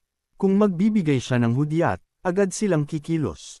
Ang problema ay ang sitwasyong ito ay ganap na hindi kasama sa plano. Nalikha lamang ito dahil kay Alfoy. Kaya kung mabibigo ito, ang lahat ng narito ay malilipol. Bang! Bang! Bang! Sa gitna ng papalapit na kadiliman, nagngit-ngit ang mga ngipin ni Jerome. Kailangan lang nating protektahan si Alfoy. Kung patuloy na targetin ni Gat Rose si Alfoy. Kung makakatakas kami ni Vanessa kahit saglit lang. Ngunit hindi ito madaling desisyon. Hindi niya alam ang hangganan ng obsesyon ni Gat Rose. Pagkatapos, sa kanyang nag-aalangang isip, pumasok ang sinabi ni Ghislaine. Siya ay may kakaibang kapangyarihan. At siya ay kakatwang hindi namamatay. Kaya para sa pagkakataong ito, isang determinadong liwanag ang lumitaw sa mga mata ni Jerome. Oo, ito na ang ating pagkakataon. Ang ating huling pagkakataon, na ibinigay ng Diyos. Hindi, baka, talagang isa itong pagkakataong nalikha ni Alfoy. Kaya, gaya ng sinabi ni Ghislaine, nagpasya siyang maniwala sa kakatwang swerte ni Alfoy. Si Jerome, matapos makapagdesisyon, ay sumigaw ng malakas. Parnell! Lumitaw si Parnell sa gitna ng madilim na unos. Iniwan ang tagma na kanyang nilalabanan, kumilos siya sa hudyat ni Jerome. Pumailan lang si Jerome sa langit at muling sumigaw. Protektahan si Alfoy. Isang sandali ng kalituhan ang dumaan sa mukha ni Parnell. Ngunit walang pag-aalinlangan sa kanyang mga kilos. Mabilis siyang kumuha ng pulse eres mula sa kanyang dibdib. Ito ang relikya ni Deneb, na ibinigay sa kanya ni Fyote. Suot ang pulse eres, agad na hinaranggan ni Parnell ang landas ni Alfoy. Boom! Ang kadilimang tumama sa kanyang katawan ay naglaho ng parang wala lang. Kinain ng relikya ang banal na kapangyarihan ni Parnell upang mapawalang bisa ang atake. Kinagat ni Parnell ang kanyang labi, bagaman wala siyang naramdamang sakit. Sa tuwing naaatake siya, ang kanyang banal na kapangyarihan ay nababawasan ng malaki. Maya-maya pa ay lumitaw sina Kaur at Lucas, na balot ng dugo. Sumama rin sa kanila sina Belinda at Gillian, na balot din ng dugo. Sa huli, lumitaw si Erineth, na ang baluti ay basag na sa ilang bahagi, at maging ang mga apostol ay nagtipon doon. Muling sumabog ang larangan ng digmaan. Nahati ang lupa, napunit ang hangin, at ang paligid ay literal na nagkadurog-durog. Sa gitna ng lahat, nagpasya si Parnell. Alfoy, huwag kang gagalaw. Niyakap niya si Alfoy at bumagsak sila sa lupa. Isa itong unos na hindi kayang ayusin sa simpleng pagharang lang sa daan nito. Sa anumang kaso, nagawa ng dambuhalang si Parnell na perpektong yakapin at protektahan. Ang maliit na si Alfoy. Ang tanawin ay tila pagtatagpo ng magkasintahang matagal nang hindi nagkita hindi, kasing tindi ito ng isang dambuhalang leon na damba sa isang naliligaw na tupa. Bakit ko ba kailangang gawin ito? Hindi niya alam kung bakit kailangan niyang gawin ito. Sumusunod lang siya sa utos ni Jerome. Siyempre, ang maisip na si Alfoy ay naipit sa ilalim niya ay nagdulot sa kanya ng kaunting pagkasuklam sa sarili. Itinuro ni Gatrose si Parnell at sumigaw ng malakas, siya ang dapat nating unang patayin. Naramdaman din ng ibang mga apostol na may kakaiba. Ang kadilimang dumadaan kay Parnell ay naglalaho ng parang wala lang. Isang hindi maunawa ang penomena, ang hindi maunawa ang kilos ni Parnell, ang hindi maunawa ang pagmamadali ni Gatrose. Ngunit isang bagay ang malinaw. Ang nilalang na pinuprotektahan ni Parnell ay napaka-importante. Isa iyong malaking pagkakamali, pero wala ng oras ang kahit sino para mag-isip ng malalim. Maya-maya, ang mga atake ng mga apostol ay nakatutok na kay Parnell. Habang nangyayari ito, ang kanyang banal na kapangyarihan ay mabilis na nauubos. Nagngit-ngit ang mga ngipin ni Parnell, ang kanyang mga mata ay nag-aalinlangan. Hindi ko na kayang magtagal pa. Ilang direktang tama pa at ang kanyang banal na kapangyarihan ay tuluyan ng mauubos. Hinaharangan ito ng iba pa niyang mga kaibigan, pero hindi nila kayang saluhin ang lahat ng atake para sa kanya. At may isa pang problema, Og, hindi ako makahinga, huwag mo akong yakapin ng sobrang higpit. Umalis ka ng kaunti, hindi mo ba ako pwedeng protektahan na lang gamit ang banal na kapangyarihan mo at ihagis ako sa malayo? Hindi niyo na ako kailangan ngayong nandito na ang lahat. Gusto ko nang pumunta sa malayo. Ang pagmamaktol ni Alfoy mula sa ilalim ay sumusubok sa limitasyon ng kanyang pasensya. Habang inaatake mula sa magkabilang panig, sa wakas ay narinig ni Parnell ang isang pamilyar na boses. Lahat kayo, umatras. Wala nang oras para mag-isip. Si Parnell, habang yakap si Alfoy, ay agad na lumipad pasulong. Sumunod sa kanya ang iba, sabay-sabay na nag-retreat. Hinabol din sila ng mga apostol, naglalabas ng agos ng madilim na enerhiya. O, sinubukan nilang habulin. Kung hindi lang sana isang dambuhalang gintong bulalakaw ang bumagsak mula sa langit, ang mga apostol ay sabay-sabay na tumingin sa langit, ang kanilang mga ekspresyon ay tumigas. Ang gintong bulalakaw ay nagtataglay ng napakatinding kapangyarihan. Ang epekto pa lang ng enerhiya nito ay nagdulot sa kadilimang bumabalot sa lugar na masunog at maghiwa-hiwalay. Nang inag si Gatrose at nagsabi, ay iyan, isa itong mahika na nakita niya sa nakaraang digmaan. Noon, tinamaan siya ng mahikang iyon at halos malinis na ang kanyang kaluluwa. Kahit ang ordinaryong kadiliman ay hindi kayang tumagal dito. Isa itong mahika na may ganoon katinding kapangyarihan. Walang hinto siyang sumugod kanina, sinusubukang pigilan ang mahika na magamit. Ngunit dahil kay Alfoy, panandalian niya itong nalimutan. Niloko mo na naman ako. Alfoy, hindi kailanman ginawa iyon ni Alfoy. Si Gatrose lang ang nagkamali ng akala at pinalaki ang usapan ng mag-isa. Ang ibang mga apostol ay natural na nabiktima rin ng maling akal ang iyon. Ngunit agad na nagbigay ng isang mapait na ngiti si Gatrose. Kung iniisip mo na pareho pa rin ako noong dati, nagkakamali ka. Nagising na siya sa kapangyarihan ng isang apostol. Isa itong antas na hindi maihahambing sa dati niyang estado. At nasabi na niya sa ibang mga apostol ang tungkol sa mahikang iyon. Nagsalita si Rahamad ng may matalim na tingin. Kaya, ang orasayon na iyon ay sa wakas ay nailabas na. Harangan muna natin ito. Hindi ito gagana sa ikalawang pagkakataon, kaya harangan lang natin at tapos na ito. Ang sinumang naglabas ng orasayon na iyon ay mauubusan ng mahika at babagsak. Sa pagtingin sa sitwasyon, ang lahat sa kabilang panig ay pagod na. Sa kabilang banda, ang panig na ito ay may natitira pang enerhiya. Mangangailangan ito ng malaking enerhiya para harangan ang orasayon na iyon, ngunit kung mahaharangan lang natin ito, magkakaroon muli tayo ng bentahe. Ang mga apostol ay sabay-sabay na naglabas ng kanilang lakas. Ang kadiliman ay kumalat na parang kurtina, agad na bumabalot sa kanila. Ang umaalong kurtina ng kadiliman ay pumailan lang sa langit na tila sinusubukang lulunin ang mundo. Maya-maya, ang gintong bulalakaw at ang kurtina ng kadiliman ay direktang nagbanggaan. Ang gintong bulalakaw ay hindi makatago sa kurtina ng kadiliman. Ang kurtina ng kadiliman ay hindi malunok ang gintong bulalakaw. Dahil hindi kayang itulak o sirain ang isa't isa, ang dalawang puwersa ay nagkabuhol at huminto sa kalagitnaan ng hangin. Nang walang kahit anong pag-uga, Ito ay isang perpektong balanse. Sa sandaling makita ang eksenang iyon ang mukha ni Jerome, na nakalutang sa langit, ay tumigas. Kaligtasan sa pamamagitan ng kaningningan. Ang mahikang nilikha ni Astian upang iligtas ang kaluluwa ni Julian. Ngunit ang liwanag na iyon ay nakamamatay maging sa mga pari ng simbahan ng kaligtasan. Hindi lamang ito tungkol sa paghuhugas ng kadiliman, kundi isang paglilinis na puwersa ang sinusunog ito. At ngayon, tinitiis ng mga apostol ang kapangyarihan nito. Dahil bihasa sa mahika ng pantay, ibinabahagi pa niya ang mga kalkulasyon para sa orasayon. Pareho silang hindi nagduda na magtatagumpay ito. Naniniwala sila na kung ang mahikang ito ay mapapakawalan, sapat na ito upang tupukan ang mga apostol. Gayunpaman, hindi nangyari ang mga bagay ayon sa plano.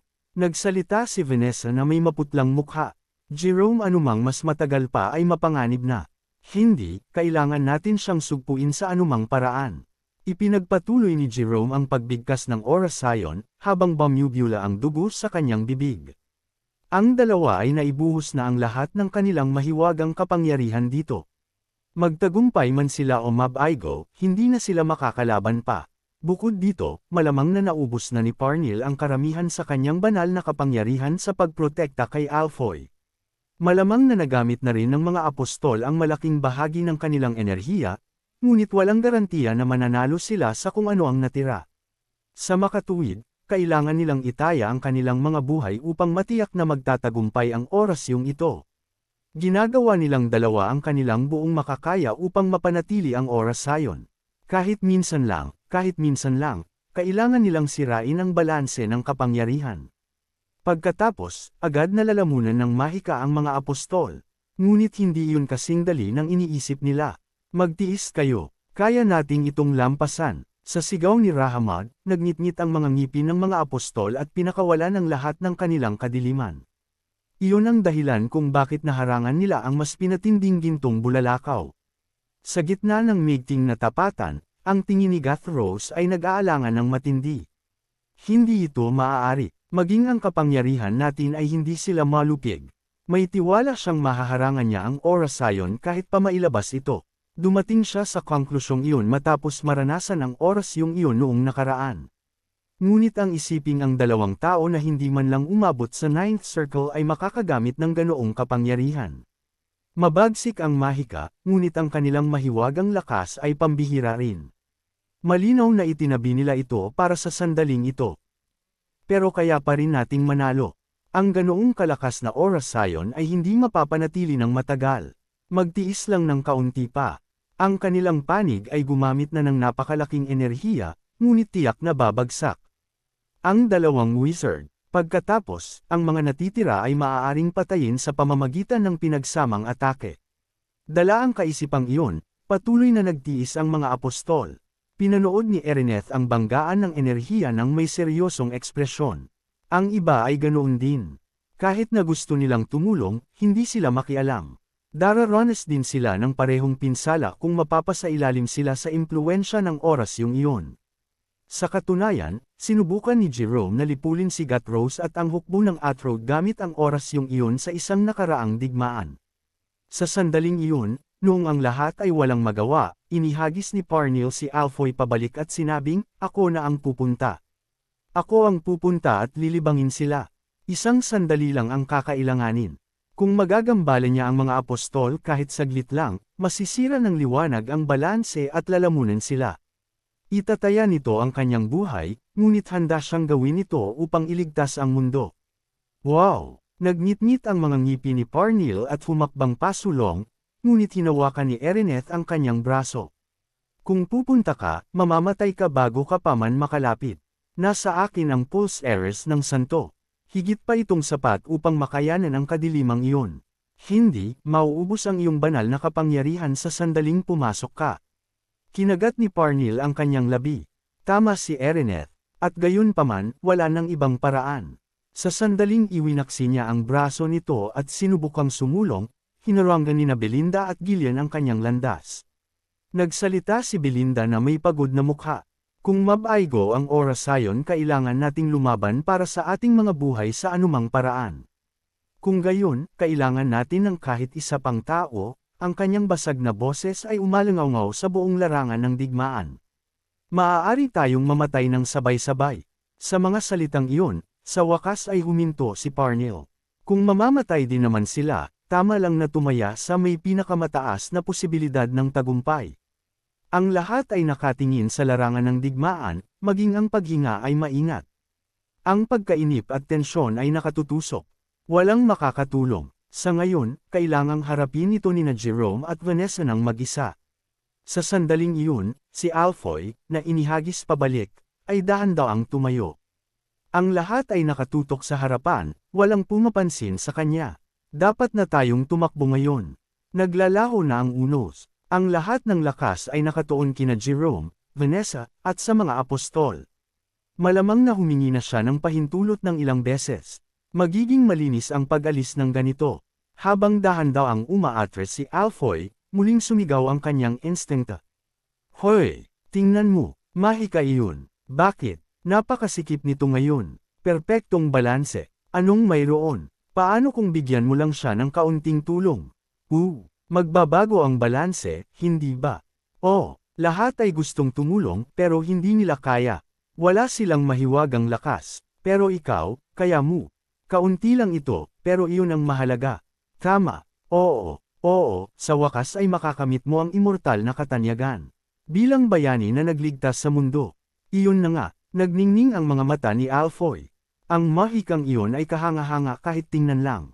Kung gagana ito, maaari nitong lipulin maging ang mga apostol. Kung ganoon ay hindi na kailangang tumakbo. Hindi na kailangang matakot. Higit pa rito, magiging isa kang tunay na bayani na nagligtas sa mundo. Dahil ito ay isang bagay na walang ibang makakagawa. Akmang ililipat na sana ni Alfoy ang kanyang mahika kay Vanessa. Ngunit sa pag-iisip tungkol dito, napagtanto niya na ang paggawa nito ng ganoon ay medyo mahina. Gusto niyang makita ang lahat na humihagulgul, lumuluhod, nagmamakaawa para sa tulong. Kaya naman, nagpakawala siya ng kaunti. Hindi ganyan gumagana ang mahika. Siguro ay hindi nyo alam. Halika na, kaya ko ito. Bilasan nyo at tanungin nyo ako. Nakapagtataka, walang pumansin kay Alfoy. Napakasela ng sitwasyon. Si Alfoy lamang, gaya ng dati, ang walang malay sa sitwasyon. Hindi, kaya ko kayong tulungan, dahil nanlumumuli, itiningala ni Alfoy ang kanyang ulo sa kawalan at bamulong. Hiniling niyang sana ay mapansin siya ng mga tao. Pagkatapos, muling sumigaw ang instinkta. Bilis! Kung mahuhuli sina Jerome at Vanessa, tapos na. Patay ka rin. Tama iyon. Kailangan nating gawin ito ng mabilis. Si Alfoy, bagaman dismayado, ay isinuko na ang paghihintay sa pagmamakaawa ng mga tao. Sa halip, tahimik siyang lumutang sa langit, inaabangan ang papuri na susunod sa kanyang tagumpay.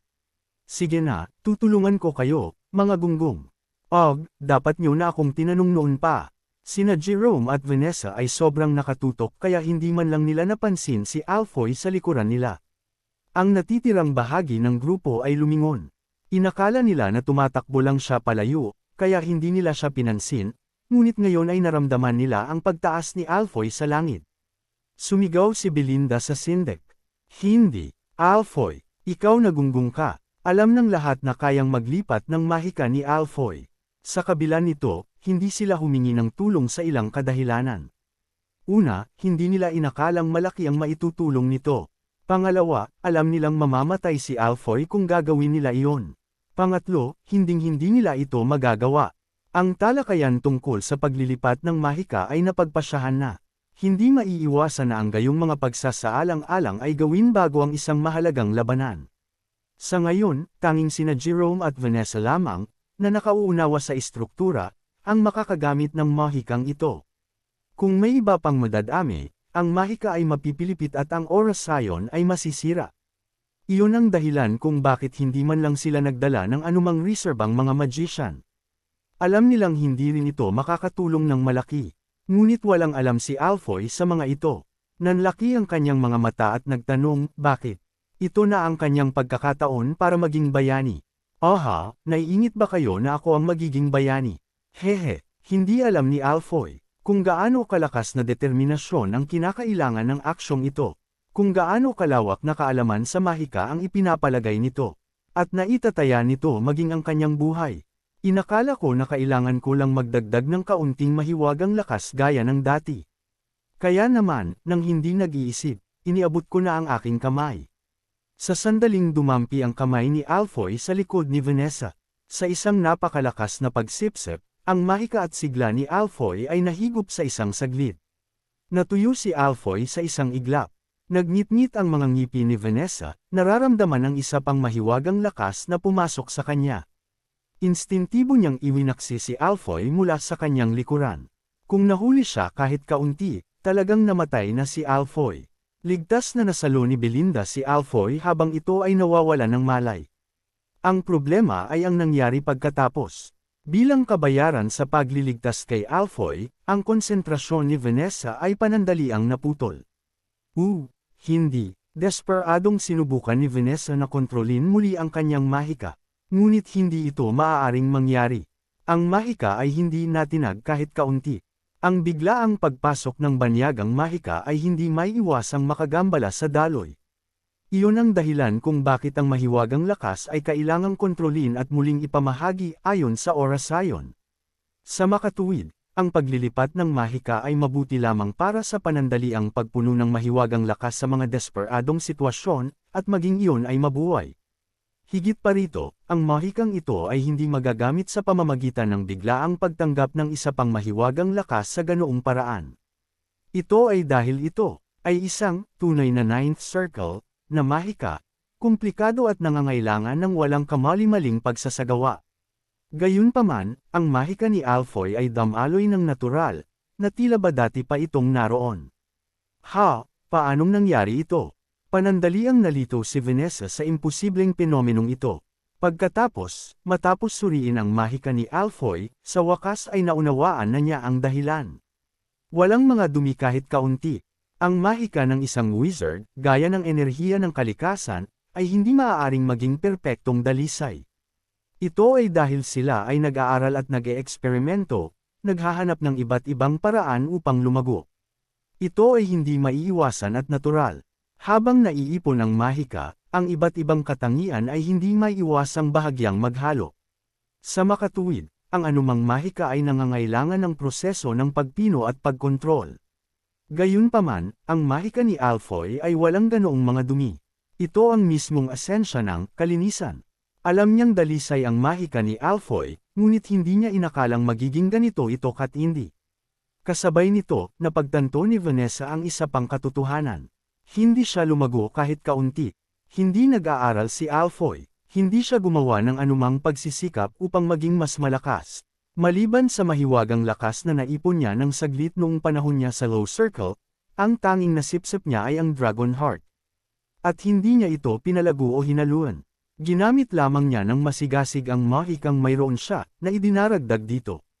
Sa katunayan, habang ginagawa niya ito, mas dumadalinis ang kanyang mahika. Walang dahilan para humalo ang ibang mga dumi. Ang mga bakas ng dumi na naipon niya noong panahon niya sa low circle ay naglaho ng lahat sa prosesong ito. Ito ay katawa-tawa, isang himala na posible lamang dahil hindi niya pinagod ang sarili kahit isang araw sa kanyang buhay.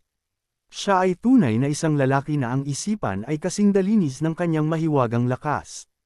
Nag-alinlangan ang tingin ni Vanessa. Dapat ba siyang matuwa o madismaya? Marahil ay babole-wale ng iba ang lahat bilang pagkakataon at swerte. Ito ang resulta ng isang mahaba at sapat na pagkaipon ng mga sanhi. Tanging si Alfoy lamang ang makakapagpakawala nito. Naramdaman ni Jerome ang kanyang mahiwagang lakas na napuno ng kaunti pa. At ito ay isang kapansin-pansing dalisay na lakas. Kinilabutan siya. Alam niya kung sino ang nagbigay sa kanya ng mahiwagang lakas na ito. Alfoy, sa normal na mga sirkumstansya, napakaliit na halaga nito na hindi ko man lang tatawanan. Ngunit sa gitna ng ganoon kagitgitang labanan, ibang usapan na ito. Kahit ang isang patak ng tubig sa isang perpektong pantay na timangan ay magpapataob sa timangan. At ngayon, ang nag-iisang patak na iyon ay ang mahika na hindi inaasahang ipinagkaloob sa akin ni Alfoy. Magaling, Alfoy, kukukukukukukum. Ang gintong bulalakaw, na ngayon ay bahagyang mas malakas, ay nagningning ng liwanag sa lahat ng direksyon. Maya-maya, ang boses ni Jerome ay umalingaw sa buong larangan ng digmaan. Talagang iniligtas mo ang mundo. Kasabay ng kanyang sigaw. Ang balanse ng kapangyarihan ay sa wakas ay nasira. Habang ang gintong liwanag ay pumupunit sa kurtina ng kadiliman, ang kadilimang bamalot sa mundo ay hindi na nakalaban pa at nagsimulang gumuho. Abangan! Kung nagustuhan po ninyo ang aking recap, huwag sana ninyong kalimutan ang mag-like o mag-comment. Maraming salamat.